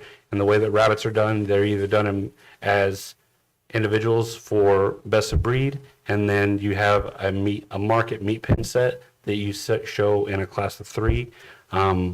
And we have one young lady who also shows longhorn steer that is kept at her home. So rabbits, best of show, Alyssa Lopez. Harper Eaton, best of show opposite sex, and third place market in class. Joe Galliendez, first place in class. Abby Smith, first place in class. Paige Sebring, first place in class. Crystal Adame, fourth place in class. Michaela Davis, qualified for the Sella Champions. Ava Hearn, qualified for the Sella Champions. And Kendall Adamczyk, qualified for the Sella Champions. And for lambs, Kimber Robinson, lambs, Kimber Robertson, Grand Champion Fine Wool Breed. Leah Lopez, Grand Champion Dorper Breed. Trinity Sherman, second place in class. Elena Guerrero, second place in class. Elia Avalos, second place in class. Drew Fleming, second place in class. Addie K. Kelly, second place in class. True Gonzalez, second place in class. Clifton Gray, third place in class. Tanya Coleman, third place in class. Kyrie Mendoza, fourth place in class. Emily Brown, fourth place in class. And now Ag Mechanics. Angel Otera, second place, Ag Machinery and Equipment, ATV, Toad Arena Drag Machine. That's still at the barn if you want to go by and take a peek. It's real cool. Jack Dwyer, third place, Ag Machinery and Equipment and Hay Forks for a bucket loader. David Samoa, third place, FFA 3 Ag Machinery and Equipment Receiver. This is supposed to say 3-point Ag Machinery and Equipment Receiver Hitch Winch. Christian Spielman, fourth place, Home and Yard Fire Pit. Give a round of applause to these students. Amazing. Some things going on in Red Oak ISD. So appreciate you reading that up. Absolutely. And that is all for my superintendent's report, I'm sure. I just want to comment though, I had the opportunity to go down and watch these kiddos. Our kiddos showed. I thought, man, this is pretty awesome. We did excellent show, showmanship. As far as our students, they did an awesome job. And to see some of the stuff they built, that was pretty awesome as well. So I'm very proud of us too. There's a large talent pool there. I'm going to talk about the animal kids again, man. These kids show up and they have a window. Okay, you can't be there before 5:30, but you got to be there before 9, or that deal locks. And if your animal's not fed, then you're in trouble, because if it doesn't, we chart all these things out, and they weigh every single week on the same day after they eat, and you measure these things out because you have a target goal. And these kids, it's rain or shine, it's whether did it freeze, it don't matter. Get to the barn, figure out a way. You got a buddy, you got a partner, and these kids they make it happen. And I applaud the parents. The underappreciated people in this deal is the parents. We have kids from the 3rd grade who had rabbits this year, that either had them at home or at the barn, and just the dedication of these guys is equivalent to me as these athletes that can run 100 in 4 row, right? It's a lot to be commended. Absolutely. These kids learn such respect and responsibility, because I've seen that on not just in Red Oak schools, but our grandkids. But, I think, like you said, it is just as important program, because they are. And I think that these kids, when you're at that barn that day, because that was my first to ever go to a livestock show, because I'm a city girl, not a livestock person. And you see these young kids taking care and loving those animals. And I believe it is hard to let that animal go on that truck at the end of the day. But these kids are learning how to be good parents by learning how to take care of these animals. And that's a big thing right there, is to know how to be a good parent, learning at small ages with a simple little rabbit. But I saw for myself that afternoon, lots of tears when those baby rabbits and those goats and those our little pan pig got on the truck. It was hard. So, I do thank the parents, but these kids learn so much, and and a lot of time is given to it. So I appreciate the program very much. Okay, we are going to move into our open forum, and we have quite a few people that have signed up to speak tonight. But before we start, I have to read the legal stuff. So here we go. Okay, we're now moving into the public comment session of our agenda. The board welcomes comments from citizens who have completed the public comment forms this evening, and they're accepted only prior to the start of the meeting and are not transferable to other speakers. Please be advised that the information shared in public comment is the opinion of the individual speaker, not the district. 2 minutes per person have been allotted for public comments. Please keep all public comments related to school district governance and operations. If you have a specific concern related to an employee of the district or a specific student issue, you're encouraged to utilize the district's grievance procedures provided in the board policies on the district website.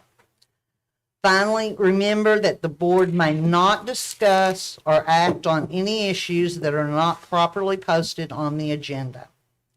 When I call your name, and these are just in random order, when I call your name, come up to the podium and state your name. The clock will start as soon as you're through telling us who you are. So there you go with your 2 minutes. Okay, first we have Megan Corns.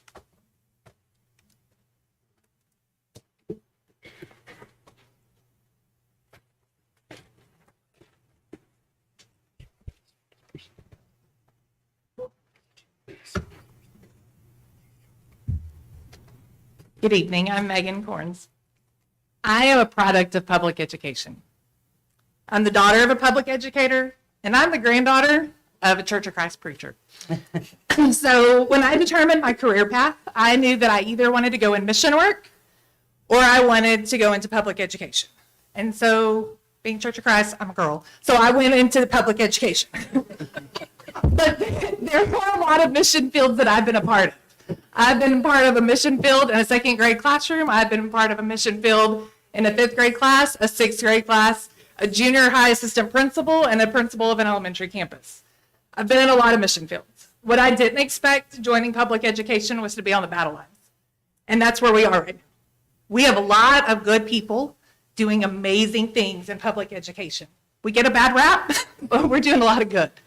And what I hope is that you as board members and as community know the good things that are happening. And if you don't, please find someone. Please don't pay attention to the headlines. Please know that there are good, caring, loving people that believe in Jesus, but also that just are good people that are doing good things in our schools. So I don't know what's happening in other districts. I know as a parent and as a school principal, I know that we say the pledge every day. I know that we love our country and we teach our kids to love our country. We teach them to be good citizens. We teach them the 4 talents, and we teach them that there's life after high school and that they have to be a part of this community that we live in. I know that there are good things happening. And what I hope as a board member and as community, that when you go out and you talk about public education, you're celebrating the stuff that's happening here because you serve an amazing staff and students in this district. So thank you for serving on the board. Thank you.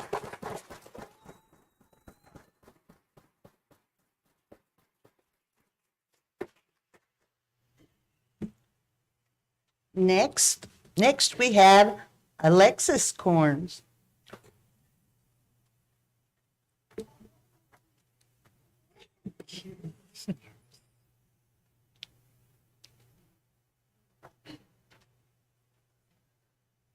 Hello, I'm Alexis Corns. I attend Red Oak Middle School. Do nothing out of selfish ambition or vain conceit. Rather, in humility, value others above yourselves. Philippians 2:3. I taught that verse yesterday to my first grade class at church. It was an easy lesson to teach because my teachers and staff at Red Oak Elementary and Red Oak Middle School have served as examples of that verse since I was a kindergartner. Miss Bauer, Miss Koshin, and Miss Bennett prepared me to handle the world of middle school and beyond. Officer Reynolds praised my choices and supported me through and through. Miss C believes that I can do whatever I put my mind to, big or small. Miss Freeman emphasizes the importance of respectful communication and teamwork, and Miss Young has helped me grow my leadership skills in student council. I could honestly spend another hour telling you about my teachers. I've been so lucky to have so many wonderful examples of you before me. I want to thank you for serving on the school board, and I will encourage you to celebrate the good things happening in Red Oak ISD. Thank you.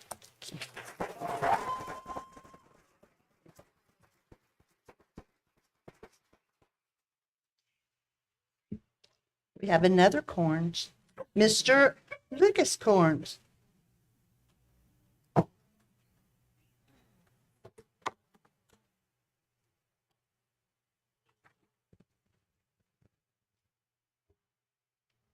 Hello, I'm Lucas Corns. I come tonight to simply highlight the importance of the work happening in the classrooms at Red Oak ISD. I actually didn't go to college to become a teacher. I felt called to ministry. I proudly served as a youth minister for several years. I also have loved technology, especially building computers. And so after leaving ministry, I pursued the technology industry. And after several years, I missed serving. I missed serving others. I especially missed serving our youth. I had amazing mentors during my teen years, and I know firsthand the importance of positive role models. The teen years are hard, and are getting increasingly harder. I've served as a CTE teacher for 8 years, and although I teach code instead of the life of the Apostle Paul, I still see this work as ministry. We talk about professionalism and teamwork. I build positive relationships with students, and I strive to be a positive role model for them. I'm by far not the only one. I watch the staff of ROHS pour into our students and support them. I'm proud to be a public educator. And I ask you to tell others how lucky we are to have such amazing staff serving our students in Red Oak ISD. And I encourage our community and parents to join us, become a mentor, encourage us, fight for us, believe in us. Thank you.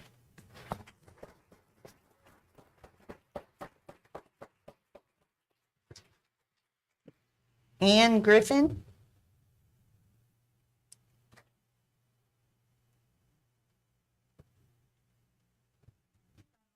Just lay out the agenda item that I would like to speak to before I start. Would it be okay to do that? I'm going to be referring to the agenda item or the action item that refers to the rejection of the voucher systems. And the statement is it's a proposal by the superintendent to recommend an adoption to reject any diversion of public dollars to private entities in the form of education savings accounts and similar vouchers. So I want you to know, if you have that paperwork in front of you, that would be what I'm speaking to. Okay, my name is Ann Griffin. When I first read that resolution, my concern was, first, I wanted to ask you, whose money is this? To be honest, in fact, all public funds come from taxpayer dollars earned by personal initiative and hard labor. That money is redistributed to all forms of government entities in which Red Oak is part. To whom are you accountable? The taxpayers who voted you into that position, and are you aware that 85% of Ellis County GOP voters support school choice? Should this not be the top consideration before you take actions on this recommendation? I would ask you to consider that, please. I also would like you to know that there are some, well, first of all, let me say this. I realize there's school choice in Texas. I understand that. But the truth is, you and I both know that the right might become more accessible to people if they are able to divert some of their funds, some of their money to help pay for the school of choice. I also would like to point to two fallacies that are in that recommendation. One of them is the fact that it refers to voucher systems. The truth is, the language in these school bills has to do with educational savings account. It's not voucher system. It doesn't refer to that. The other part is also that it talks about diverting funds from the school system. In fact, there is an appropriations for $10,000 per student for 5 years for any student that leaves districts and goes to private education. So the idea that this is nothing more than a diversion of money from the system is not correct. This is honestly the Texas Freedom Caucus has actually called this a taxpayer-paid lobbyist attempt in Austin. The idea that this is coming from another system such as TASB, which I believe it is, needs to be considered. Thank you very much.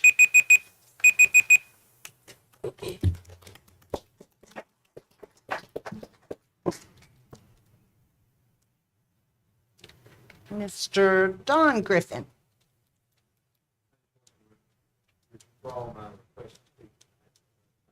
Okay, thank you, sir. Laura Ripple.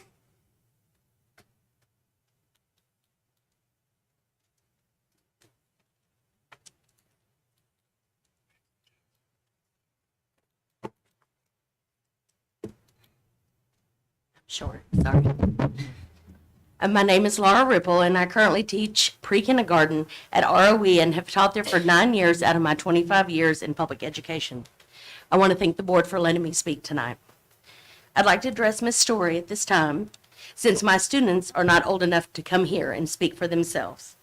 You may not remember me, but you came and read to my class on Read Across America Day.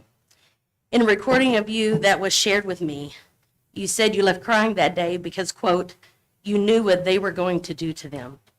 They meaning me, and them meaning my students.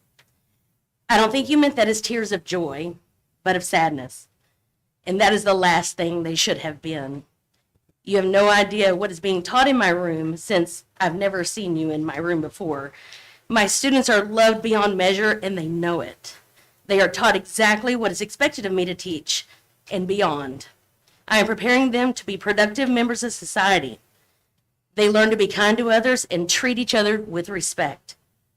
I shed tears at how amazing they are and how much they have learned by being with me, a teacher who is in no way, by any means, to quote you, owned by the devil. And neither are the sweet babies that I get to teach every single day. Thank you.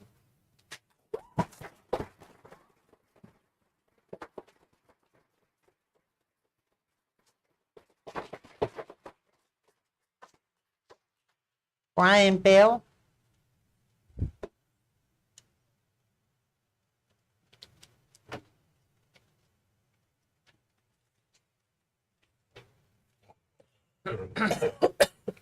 My name is Brian Bell. Familiar with you guys. I just quickly on agenda item E that Ms. Griffith spoke about, the resolution against the vouchers. I would encourage all of you to vote in favor of that as a public educator and to help our district make a statement loud and clear to Austin, Texas.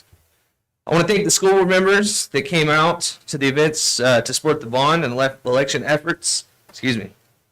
Most recently, Mr. Sebring, John Anderson, who walked with us this weekend, and the continued involvement of Johnny Knight and Donna Knight and Mickey Porter, who I see at school and community events weekly. Excuse me. While listening to the school board candidate forum last week, while I was also coaching T-ball, it hit me. I realized why we as parents, teachers, and bond supporters are struggling with remaining silent and feel we must be vocal towards the school board member who is not here to do what's best for our kids. At the forum, John Anderson said it perfectly. It's frustrating that we have folks bringing partisan politics into our community, into our school board, and into our lives. We are just a little bitty old thing of a community with a diverse population. We don't need professional politicians. We need board members. Board members who are focused on our community, our schools, and our kids, not whatever else is going on in the rest of the country. I'm thankful for those of you up there that do that and the candidates that are running on local issues that our district's facing. Lastly, I'm a Red Oak teacher, and I'm neither a communist nor am I the devil. I'm a college educated, I'm a professional, and I'm an expert in my field. I'm not indoctrinating our students. However, I do have to emotionally connect with my students in order to understand them and to help them learn, as does every other teacher in the world ever in the history of man, including Jesus.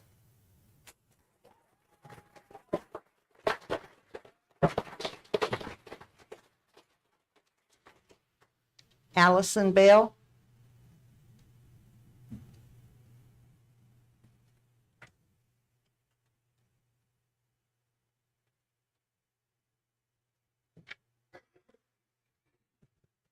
Hello, I'm Allison Bell. Good evening, and thank you, board, for being here tonight among the many hours that y'all spend dedicating to your teachers and students. Like I said, I'm Allison Bell. I'm a parent in Red Oak ISD. I'm a citizen, a registered voter, an employee, and, might I mention, a taxpayer. Tonight, I am speaking from my perspective as a principal at Shields Elementary. Over the last year, I have spent hours listening to, reading about, and observing various opinions in regard to the upcoming elections in our school district. I've learned a lot, and I've also heard from many different community members sharing expertise from their field of work.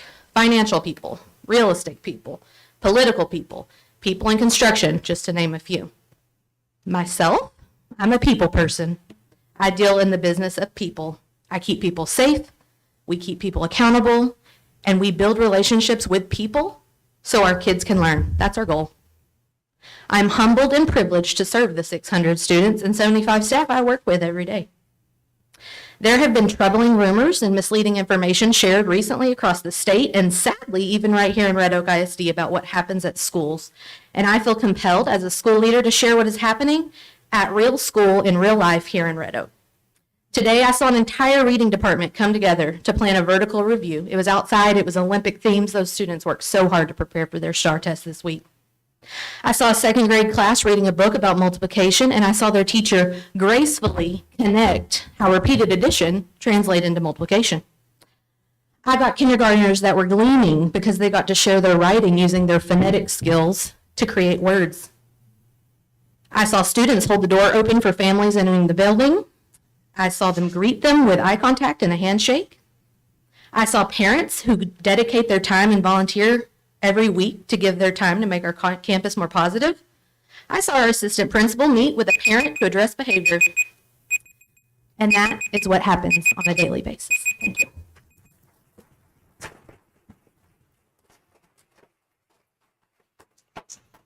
Bill Foster.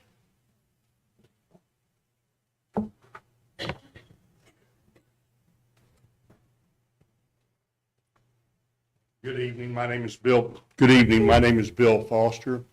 I've been before you multiple times speaking against TASB and its negative influence on school boards. I still would urge the school board to divest themselves, much as Brian Harrison has requested of you. This is primarily because of their support for the genital mutilation of our children in schools and their accusation that all parents are domestic terrorists. But tonight, I wanted to address on your agenda something that hasn't come up just yet. But you have a TASB policy where you are going to leave the annual review of teachers, do away with that, or at least for some teachers. Folks, this is not 1980. I spent a lot of years in manufacturing, the oil field. Teachers in particular, they need an annual review. Everybody does it. Nobody likes a review. The boss didn't give me enough money, and the boss doesn't like to talk to you like that. But anyway, it's improving. It's an improvement method. That's why you do that annually. And the other part of that, where you're thinking about putting a committee to help the direct line supervisor, the principal, to administrate these reviews, that boggles my mind. I could see maybe a curriculum coordinator working with the principal to have that conversation, but a committee, people that don't supervise that teacher, what a slap in the face. That's horrible. And also going back to the annual review, you people of all people, educators, should know that the current generation, not the boomers like myself, but they need an annual review. They like being talked to. Thank you for your attention. Thank you. Amber Brown.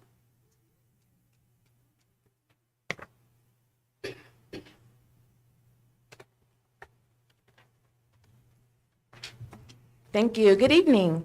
My name is Amber Brown. I've graduated 2 students through Red Oak ISD, and I have a current student, Jackson. She's on the A and B honor roll, student council, and sings in the honor choir. Jackson is also a motivational speaker, community servant, and a 3-time published author.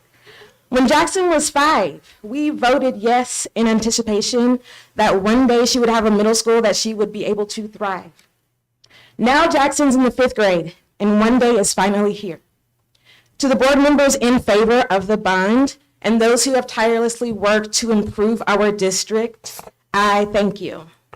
Ms. Story, my class was one of the ones you toured with candidate Sturman April 6th, and as an elected official, you are held accountable for whom you associate with and the information you spread.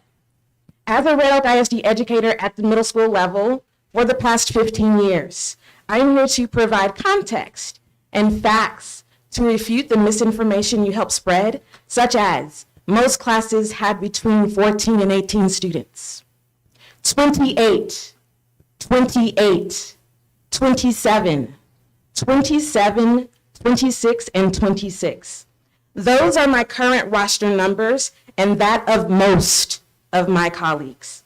But regardless of class size, 1,500 plus students on our campus is still 1,500 plus students in the halls, cafeterias, learning commons, restrooms, gymnasiums, and school-wide events, which means less opportunity, less personalization, less engagement, and less relationships built. My child and all children deserve more. So the consequence of not advocating for a new middle school to provide the best for our students is the district loses talented ones like Jackson. And so she won't be attending the middle school next year, but I encourage the voters to make your voices heard at the next election. Thank you.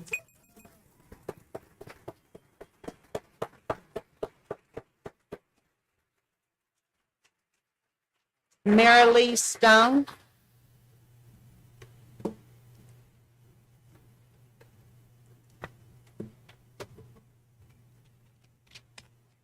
Good evening, I'm Marilee Stone. Good evening, and thank you for allowing me to speak. I currently serve as the principal of Red Oak Elementary. I was shared a video of Mrs. Story, and I would like to address some of the information that was presented in the video. Ms. Story, you showed that you read to a kindergarten class. The class that you had the privilege of reading to that morning was a pre-kindergarten class. All of those students were 4 as of September 1st, 2022. At this point in the year, they're a combination of 4 and 5-year-olds.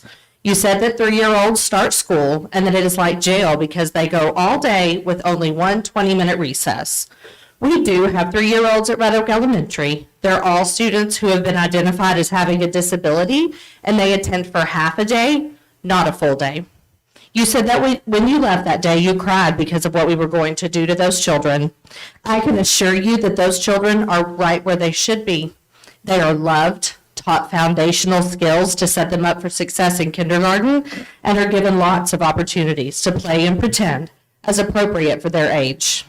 Ms. Story, you also said that the devil owns the children and most of the people working in education.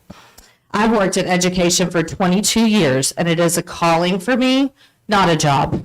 Matthew 5:16 says, "Let your light so shine before men that they may see your good works and glorify your Father who is in heaven."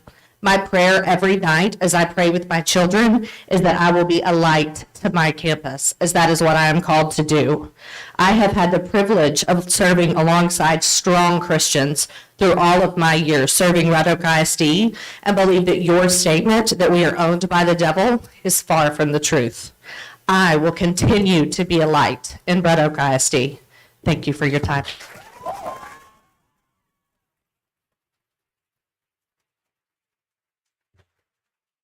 Rhonda Landrum.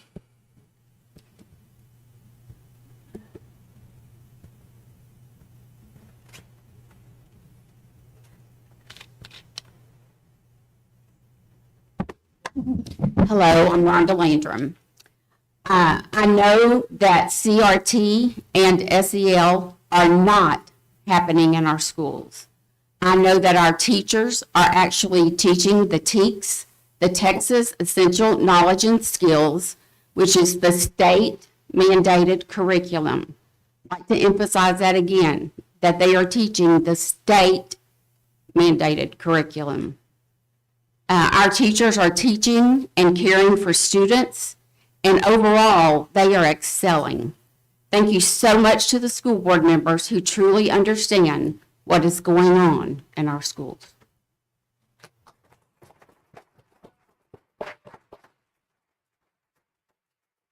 Carrie Nims. Oh, I'm sorry. Carrie Nims.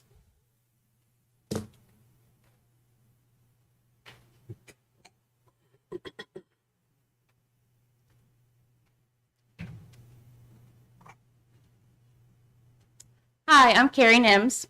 I come tonight wearing many hats. I'm an alumni, parent, and a teacher. My concerns tonight are directed at you, Miss Story, and your viral video that you are happy to release to the public. As a parent, I'm appalled.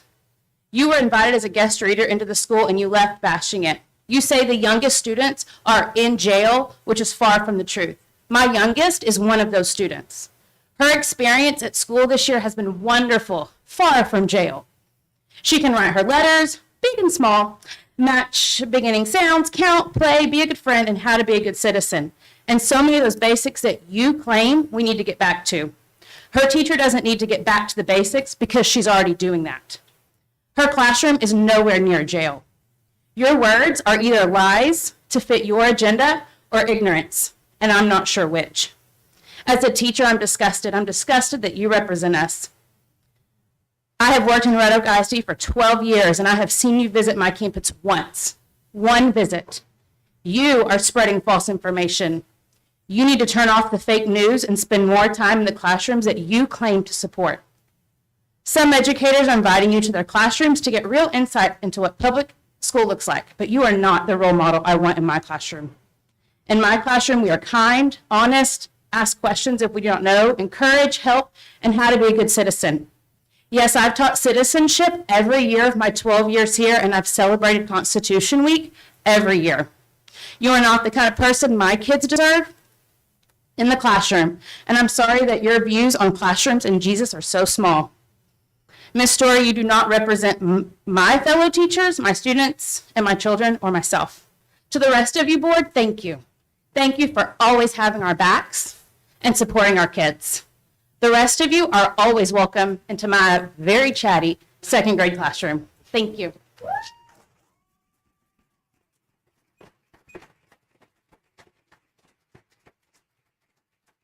Kristen Simpson. Here she comes.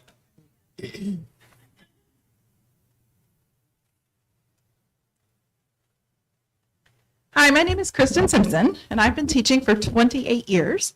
I've taught at Shields for the last 15 years, and both of my daughters attended and graduated from Red Oak ISD. They attended their entire 13 years of school in this district. I've been in education for quite some time, and I've seen and heard many things over the years. I have never once felt compelled to come and speak about anything that I've heard. However, I recently watched a video from a current school board member stating that not only was I controlled by the devil, but so were the children in my classroom. This was a line too far for me, and I felt it was my duty to speak up for my students that I have the privilege of sharing each day with. The person who made this statement and other very irresponsible comments has never once set foot in my classroom, and I've never even seen her at my school. She may have been there, but she did not pop in to say hi, like many other school board members have done over the years. She has not visited with me or any of the other 7- and 8-year-olds in my classroom. My door is always open, figuratively, not literally, and I would welcome her as I would any other visitor. So I guess I'm here to make a statement I never thought I would have to make. I am not controlled by the devil, and more importantly, Neither are the innocent second grade boys and girls in my classroom. I cannot fathom someone serious about improving public education making such a statement. Finally, I would encourage the community of voters to do the research. Please know who and what you are voting about. Do not assume everything you read on social media is true. Red Oak ISD is a wonderful place to work, and it provided my two daughters an exceptional education. I just hope and pray that it will continue, and I thank all of you for allowing me to speak tonight.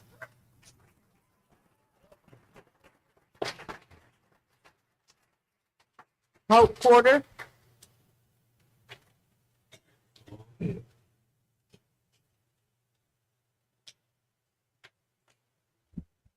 Hi, I'm Hope Porter, and when I signed up to speak, I didn't realize I would be reiterating a lot of these things. But good evening, and thank you for this opportunity to speak to you all. First of all, I would like to state that I've been blessed to work for this district for the past 25 years of my 30 years in education. So that means I was here during the last passed bond. Prior to passing that bond in 2007, we were overcrowded at the high school, which led to multiple discipline issues, skipping class, fighting, harder classroom management that was due to the class sizes.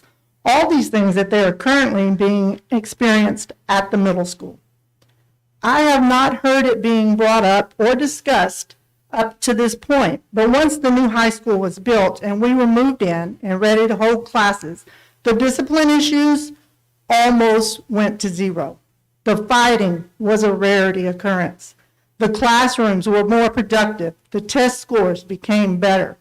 No one may ask, no, I don't know what those numbers are for data, but I was there to witness myself. I lived it. I saw it firsthand happen when those kids had space to be kids. Overcrowding is not only a hindrance or an annoyance for the student, it is for staff as well. I thank the board for realizing that and ask that the voters will see that as well. As I stated earlier, I've worked for Red Oak ISD for a few years. So let me first say, I've made mistakes along the way, but I've had to be accountable for each of those. I've upset some people here and there, and but I've never came with a planned attack against anyone. So as an educator, we are constantly warned to watch what we do. My first year of teaching, I was told, you live now in a glass house. So I ask that the board put on open forum for the next meeting so that Ms. Story can address and account to us.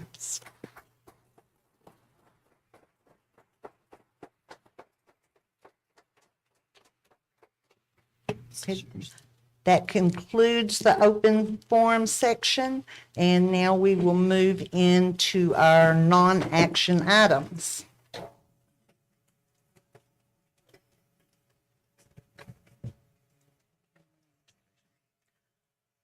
Okay, the first one is under the State Board of Education rule, completing required continuing education each year. Hold on. What? People are trying to hear you online while people are rustling around leaving.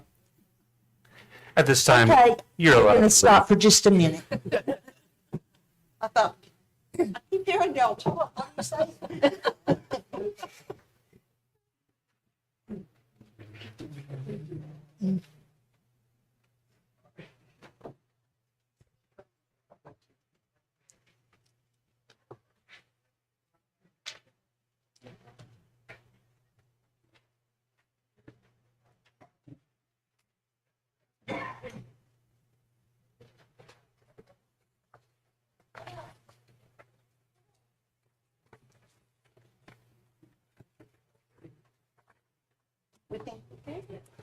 Mickey left to go to the gentleman, tell the ladies.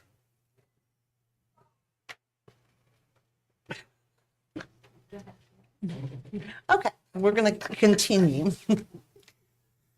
Under the State Board of Education rule, completing required continuing education each year Each year of service is a basic obligation and expectation of any sitting school board member. As board vice president, I am required to announce the name of each board member who has completed the required continuing education, has exceeded the required continuing education, and is deficient in meeting the required continuing education hours. So I'm going to read into our record the names and the hours of each board member that each board member has completed.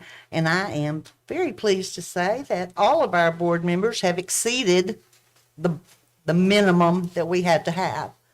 So here we go with Miss Donna Knight, 15 hours. Brian Sebring, 12.25 hours. John Anderson, 12 hours. Johnny Knight, 15 hours. Melanie Peterson, 12 hours. Michelle Porter, 12 hours.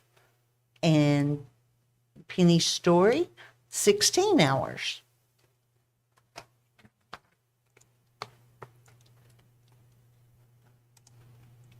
And next on our non-action items is, we'll have Miss Michelle Alera, Assistant Superintendent of Human Resources, will just tell us a little bit about the board policy DNA local and what changes might be proposed.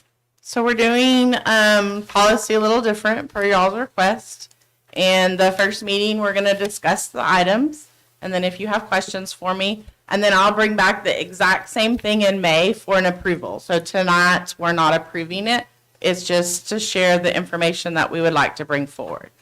So I kind of did a couple different things also. If you look in your board packet on page 55, you can view your current DNA local, which it's a very short policy. And so I think the visual helps. So I included our current, and then I also included what we would like to recommend. And this policy reflects the performance appraisal evaluations of teachers.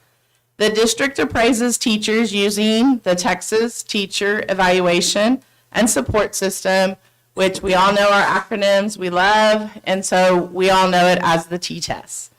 And that is in accordance with law. We have to evaluate every teacher every year, and we're not asking to change that. And so when you look, the policy currently also reflects that at the beginning of the year, we also have to bring you a list of certified appraisers. And so it's not a committee, it's just everyone sitting over here. It shows they've been through the proper training that's required. I'm a certified appraiser, I'm on it, but I'm not supervising the teacher, so I'm not the one that's going to supervise them. Your APs are on it, your principals are on it. So there's no committee that's looking at your teachers. Only their supervisors are the ones who are appraising them. Now, if a teacher's not happy with an appraisal, then we can look at our appraisal system and see who else is appraised that could possibly do a second one. And so that is what we currently are under. So now if you look at page 56, what I'm going to discuss is what we would like to bring back in May for approval. So district teachers are to be appraised annually, and we will continue to require all of staff to be appraised. There will not be one person that is not appraised in the district. And so the appraisal system that we use, there's just a lot of components to it. So principals and teachers have pre-conferences. They have a 45-minute observation. They have 4 mini observations. They have a post-conference. They have a summative. So there's a long list of different ways that the administrators appraise their teachers. And so what we're looking at is changing the requirements for just one of the components.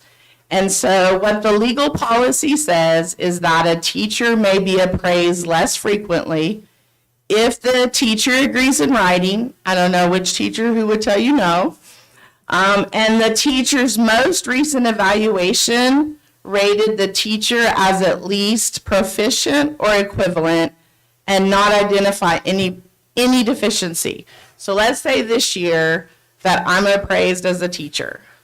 I have to have a good evaluation. So if we move to next year, I have to be one that's in good standing to be able to qualify for what we're going to discuss here in a minute, okay? So if there's a lot of other rules, though, that we would like to add. So if you look at that list on 1 through 4, if you look at the requirements, number 1 says you must be under a term contract. Remember, your first 3 years, if you're a new teacher, you're probationary. And so for 3 years under probationary, you're not going to qualify for this. You have to be first considered on a term. The second thing is hold SBAC. And so that is your standard certification. So maybe this year you're on an alternative program. You're not SBAC yet. So again, if you're not where you need to be, it's not even an option for those teachers. The third one is you have to be employed by the district for at least 3 years. That kind of goes with number 1, remember, because I can put you on a probationary for 3 years, but if you're coming from another district and you have 20 years experience, I don't have to put you on a probationary for 3 years. I can go ahead and move you to term next year, but we're still saying those teachers won't qualify because we really still don't know them as well, right? We need more time to really look at what they do. And then you have to serve in the current teaching position for at least 1 year. So we might hire someone in January. They're not going to qualify because they haven't been with us for a full year. Now, what the legal requirement says is we can look at appraising every 5 years. Well, we didn't recommend that. We're going to recommend that eligible teachers be appraised every 2 years. Now, it sounds like there's some confusion on that because every teacher's going to have to still receive a summative appraisal at the end of the year. No one's going to get free of not being appraised. But remember how I talked about there's a pre-conference, there's a 45-minute observation, there's mini observations. You do 2 in the fall, 2 in the spring. And then you have a post with your summative, there's goal settings. There's a lot of components in the T-test evaluation. It takes a lot of time for the principals and APs, which is critical because we do want the teachers to continue with that feedback. Everybody wants feedback. And so when we look at this, the only component we're saying can change is that 45 minutes. The principals are still going to have to do their goal setting, feedback. They're still going to have to be in the classrooms. They're still going to have to document their observations. It's just one piece of it we're saying only has to be done every 2 years. And so when we look at those 4 things, they would have to qualify. Now, currently they have all of those pieces in place. And the only change to the evaluation process we're asking is to remove that 45 minutes. If a staff member agrees and qualifies, all of the other components of an evaluation would be required. So right now, principals and APs are doing their summatives. Every single staff member has to have a summative in the system by certain deadlines that the district sets up. Now, sometimes, let's say we're like, oh, this teacher has been with us for 10 years and something's happening this year we're concerned about it, something different. Our policy also includes a statement that says the principal may require that teacher to return to the full appraisal cycle. So if there was even something that happened that we were concerned with, then we could automatically say as the supervisor, we're going to go ahead and do that 45-minute because we're having some problems this year. And so they still have the option to go back. And so it would still include all of the processes of the evaluation except that 45-minute. Only their supervisors appraise them. And so principals and APs are trained to do that. And so it would still be annually. The only piece is to try to look at more mini ones in the classroom instead of that long 45-minute component. So when I looked at one of the schools, they have 88 T-test teachers. And this year, 56 would have qualified to be able to be part of that program. If you look at 88 teachers, that's 220 hours for appraisers doing that cycle. That's a lot of time on top of everything else that we already do. And we're not saying it's not important. Every one of us need to be evaluated. We need the feedback because it helps us all grow. And if you know the foundation of T-test, that's what it is. It's a growth model. How can we push everybody a little, at 1% better every day? So questions to that?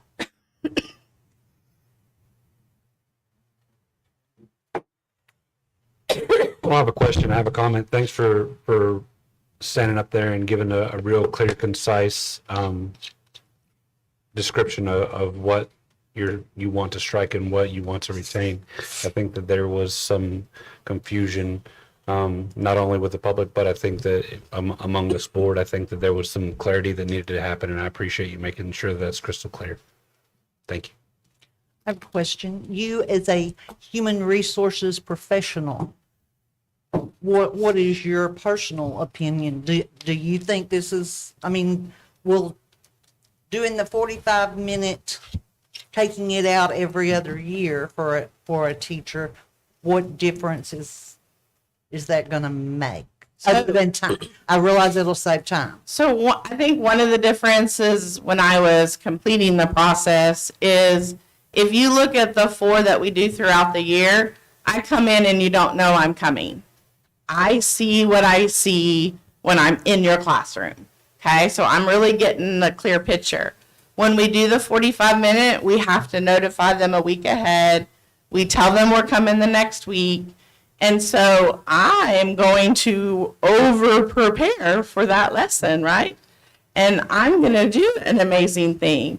But if I know my best teachers, now remember, just because 55 of them qualify doesn't mean I'm going to say they qualify.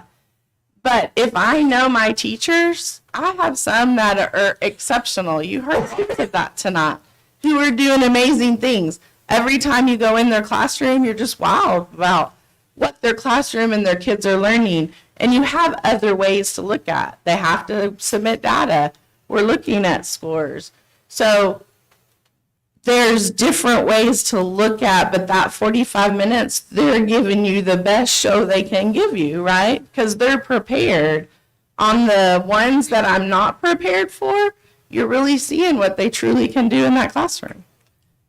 Okay, and just because they qualify, I guess you have the power to say, no, you don't. Yes, I would look at, let's say they're on a growth plan. Well, I'm not going to put you on the list to not be that. And it says the principal's going to have some of that piece. You know, we meet with administrators a few times a year. If they're on that list, I would say they need their 45-minute. I mean, so there's going to be different reasons that not all of them qualify. The first 4 are easy reasons. Hey, you haven't been with us for 3 years. You're a new teacher. You need a lot more feedback being a brand new teacher. And so what that looks like is going to be different depending on the teacher. I have some 20-year teachers who maybe still weren't the best, but if I've had conversations with them and I'm still trying to grow them, they're going to know why I don't put them on the list, hopefully. Okay, thank you. There any other questions? I'm sorry, Mr. Knight, we couldn't hear you. I said, I think she pretty well clarified. Okay. Thank you. Appreciate it. The next item is the discussion of board policy, FDA local, and Ms. Sanford is going to talk to us about that one. Yes. This is one that one of the members asked for us to pull and to look at, so I wanted to to allow the board an opportunity to talk about this.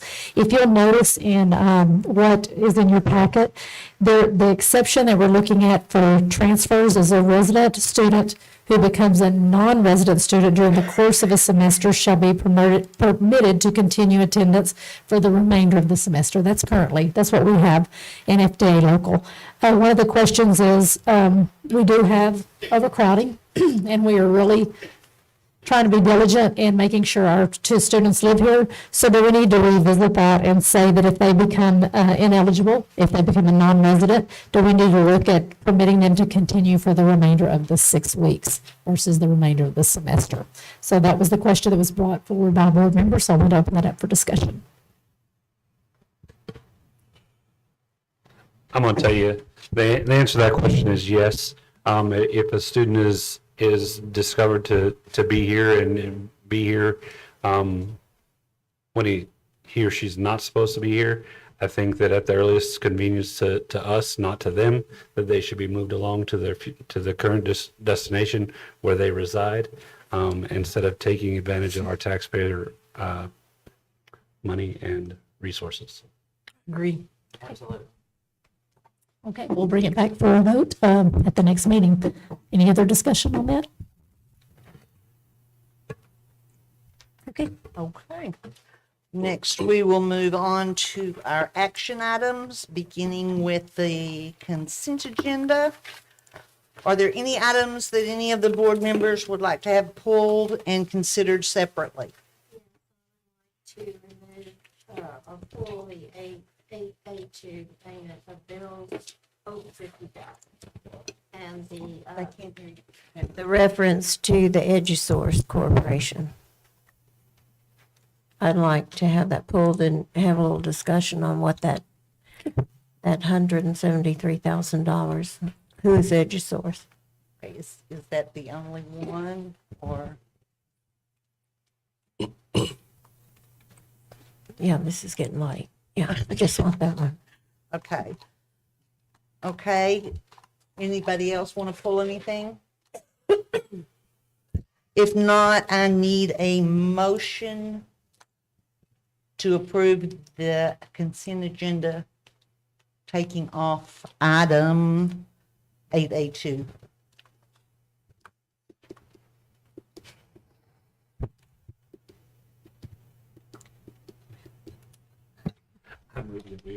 I move that we approve the consent agenda and remove item 8A2.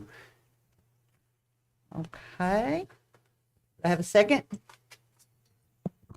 Second motion. Okay, I have a motion by Mr. Sebring and a second by Mr. Knight. All in favor say aye. Aye. Opposed?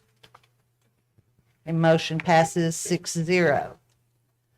So we're going to discuss the omitted item. So Ms. Story, since you wanted it taken off, you want to start? Well, yes, what is this? I've looked this up and we paid $173,000 to a company called EduSource. Okay. Who is that? Okay, let me give you some clarification on that. On November 3rd, we had a special called board meeting, and during that meeting, we had Ms. Ibarra, the Director of Student Nutrition, that came up and gave a presentation of the excess net cash plan that she had. And so I know it sounds like edgy, sounds like curriculum, but it's not. That was what the board unanimously voted to allow her to purchase cafeteria tables for Red Oak Middle School. I looked it up. It is cafeteria. Yes, yes. And that's for the current cafeteria. That is correct. Yes, ma'am. That's it. Yes.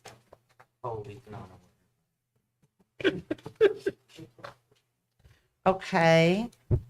Did that answer? what Yeah. you need to- Okay. Okay, so then I need a motion to approve item 8A2. I move that we approve item 8A2 regarding the cafeteria tables and checks over 50 grand. Second. Small thing. Okay, I have a motion by Mr. Sebring and a second by Ms. Porter. All in favor say aye. Aye. Opposed, same sign. Okay, and motion passes 6-0. And now I lost my place. Okay, first action item will be consideration and approval of the 2023-2024 school year calendar. And Ms. Sanford's going to talk us through that. This has been quite the experience with cabinet and lots of input from different people on the calendar. As many of you that have been following and have watched throughout the state, the 4-day instructional week was something that was really looked at, and a lot of school districts went that direction. We gathered input, we looked at our calendar, we came up with what we believed was possibly the best calendar ever that still allowed for the 5-day instructional week, but allowed for some days off throughout the year to give teachers and staff an opportunity to reset. We were ready to bring that to y'all last board meeting, and the day before, the state threw a little wrench in things and said now they wanted us to be sure that we had CTE hours, 8,100, and they wanted it split equally between semesters. That's difficult if you look at first semester, because that's when we have our Christmas holiday, that's when we have our Thanksgiving holiday. So it's a difficult transition to try to get that. So we worked again diligently, and we came up with a calendar that meets all of that. It is a 37 weeks of instruction, maintaining the focus on student learning. It does have extra days in there, personal days for students and staff to catch up on assignments and to simply recharge. It does have the 4,050 minutes per semester for CTE, and it still has the allocated minutes per year that the students have to have. It does reduce the instructional days, giving those teachers, they're still on a 10-month contract, but it reduces it to 180 staff days versus the 187 staff days that was in there in the past. I do want to say the legislative session is still meeting, so we're asking you to adopt this calendar, but with the understanding if they throw something else at us that we have to change, that we will come back with those changes as well. Anybody have any questions on the calendar? Okay, if not, I would ask for a motion. I make a motion that we approve the calendar for the 2023-2024 school year as presented. Do I hear a second? Second. Is that Ms. Knight? Yes. Okay, we have a motion by Mr. Knight and a second by Mrs. Knight. All in favor say aye. Aye. Opposed, same sign. Okay, motion passes 6-0. The next item is consideration and approval of Cisco service upgrade. And Mr. Mathida is going to give us some information. Good evening, School Board and Superintendent Sanford. At this time, I'd like to discuss the approval of the upgrade of our Cisco services. These are the Cisco services specifically that run the phone system. The background, you've got the information, you've got a quote and the board recommendation, and I included a payment schedule. This will be paid over 5 years. The background information or why we need it. The first part of it's old. It's 8 years old. We're at the point where we can get parts, but each month that goes on, if one of the servers go down, it's harder and harder to get those parts. So besides being old, it's starting to be an obstacle for security. We've been moving more of our systems up to the cloud. That has the advantage of security because when we contract that to the cloud, those technicians eat and sleep security. Right now, our servers are in this little shed back there, and our guys do the best we can. We update, but that's one of 10 of their duties. So moving anything to the cloud improves our security. This time, we started the actions to move the mail server, our Exchange server, to the cloud, and we realized that our Cisco system was incompatible.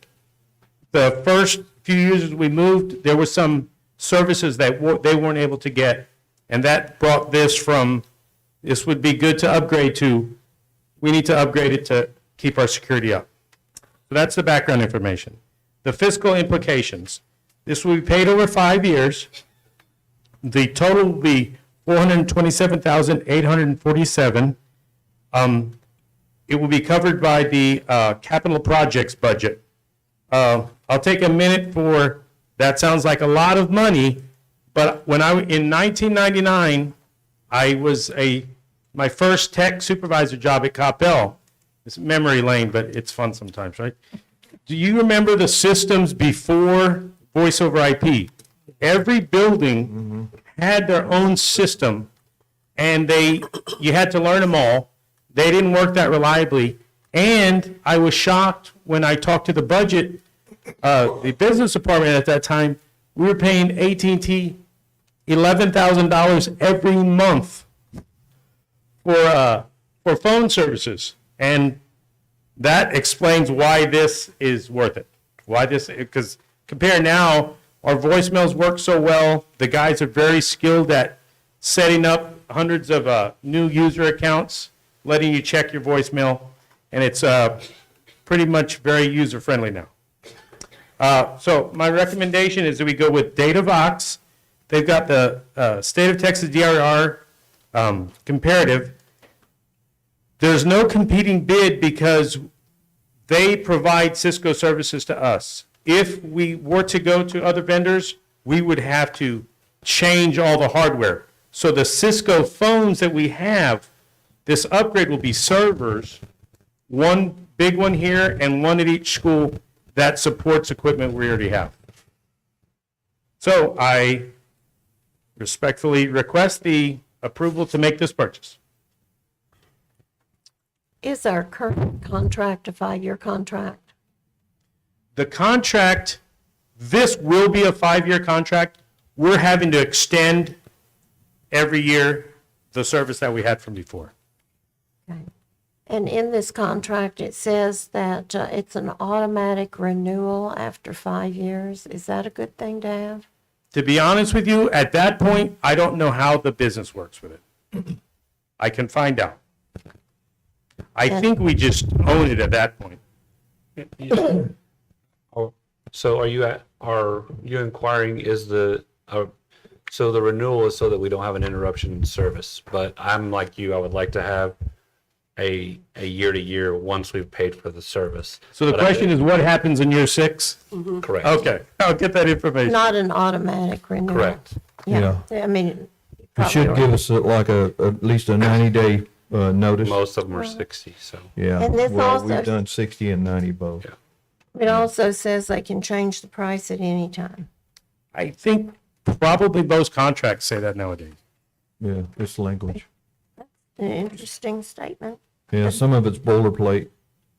But I did have some questions regarding where it says description and then it says service. I know we have a lot of the items say 5 years, then we have 3 year. Right. That was one of the questions that I had. I fully understand, obsolescence with the company I work with. We've seen that quite often. So once it's off the shelf and no more, then you're in trouble. And that's where we don't want to be, especially with this type of system. But that was just like on page, to the 6 and 7? Yes. Yes, sir. Yeah, it'll be like page 5, page 6, Right. Yeah.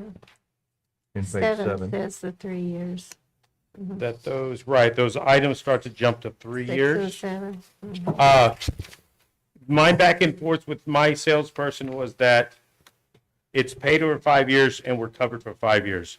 There's no reason for me to think that after 3 years we're losing any service.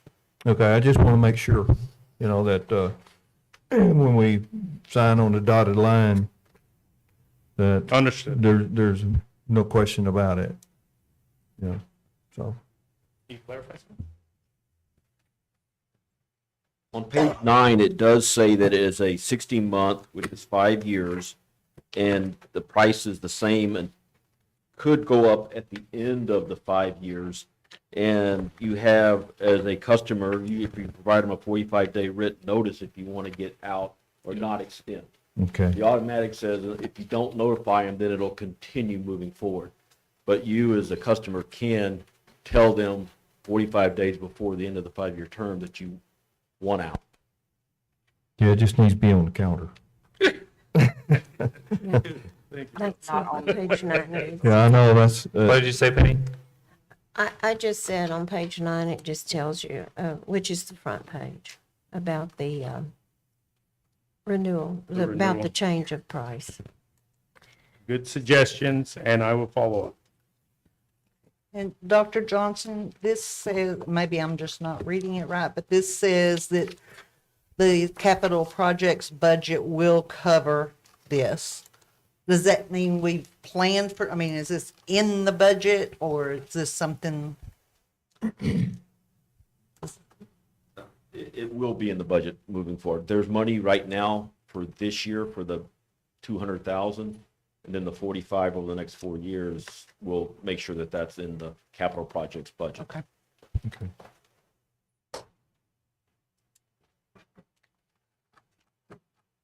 Okay, any other questions? Okay, do we have a motion? I make a motion that we approve the purchase of the Cisco service upgrade. Second. Okay, I have a motion by Mr. Knight and a second by Mr. Sebring. All in favor say aye. Aye. Opposed? Is this going to be with checking those questions? Yes, ma'am. Okay, so we're approving it subject to that Right. not being something, okay, all right. Yes, So are you an aye? I'm with it. Okay. So motion passes 6-0. Thank you. Thank you, sir.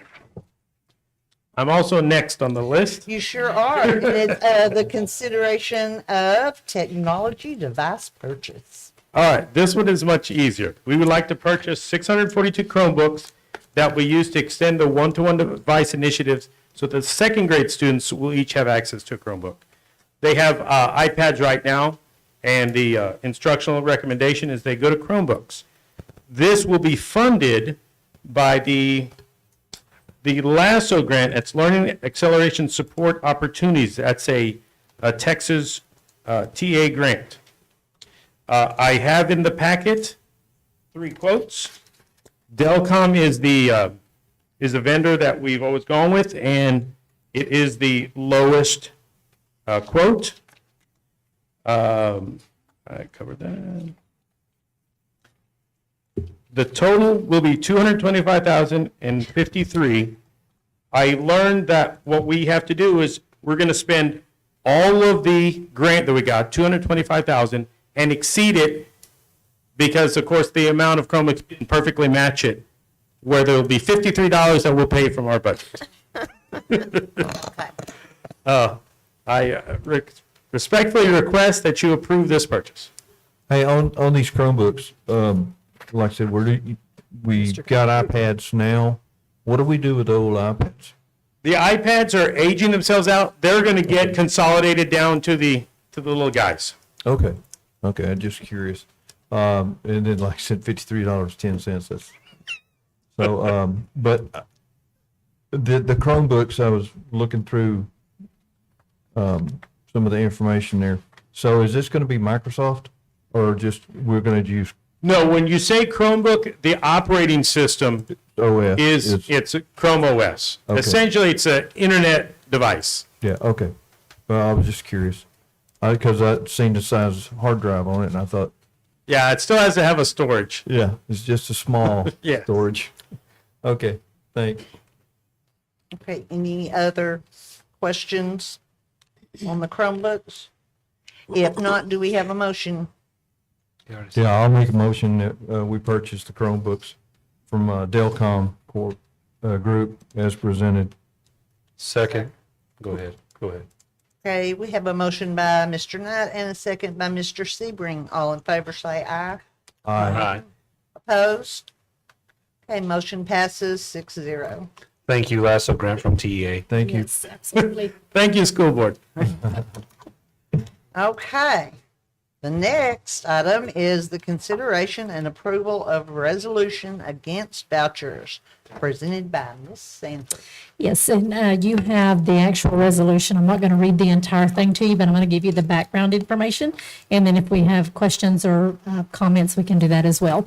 Article 7, Section 1 of the Texas Constitution requires the Texas legislature to establish and make suitable provision for the support and maintenance of an efficient system of public free schools. Texas public school districts accept every student. Education saving accounts and other voucher type systems give private schools, not parents, the right to choose.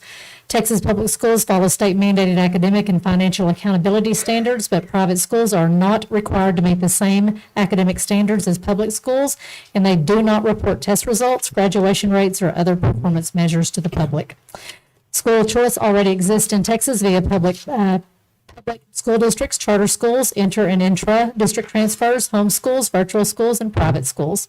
Also, educational saving accounts and similar voucher schemes eliminate public accountability of schools and tax dollars and promote using tax dollars to pay for tuition at private and religious schools, which could grow into a costly entitlement program. A taxpayer-funded voucher system would reduce the amount of state funds available for all schools, harming many rural Texas communities where families have few, if any, private school options. Texas parents who accept a voucher would lose out on a long list of important parental rights outlined in the Texas State Education Code and in the federal law, especially protection for students receiving special education services.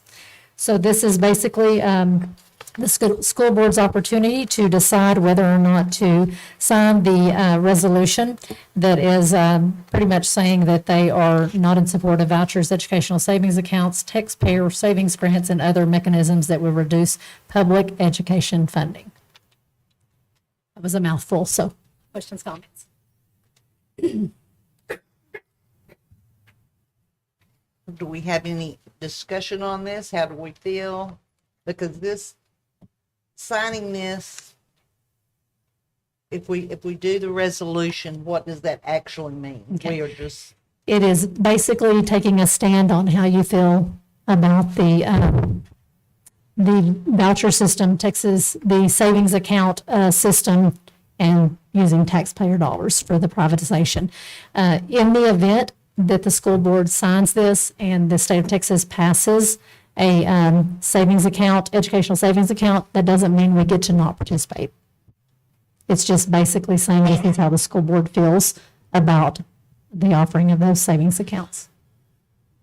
So it does not give you the opportunity to say, never mind, state of Texas, you passed it and we're not doing it. It's literally just saying, this is how we feel. Well, I'll lead. If there's no other discussion, I'll tell you.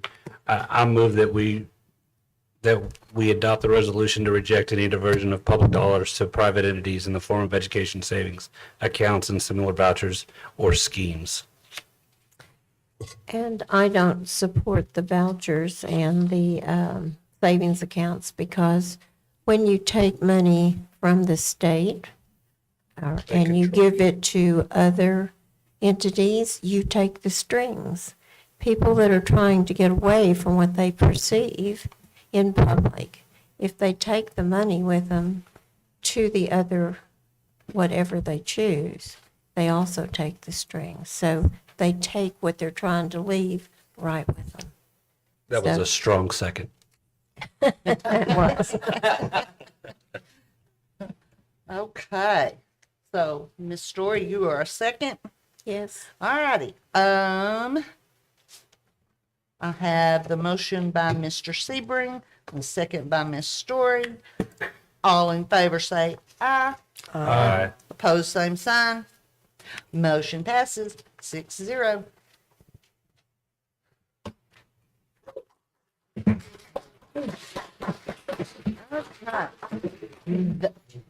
That concludes our action items for tonight. Ms. Story, Ms. Sanford, do you have anything else? No, ma'am. That is all I have. Okay. Then, anybody else have anything before we go into close?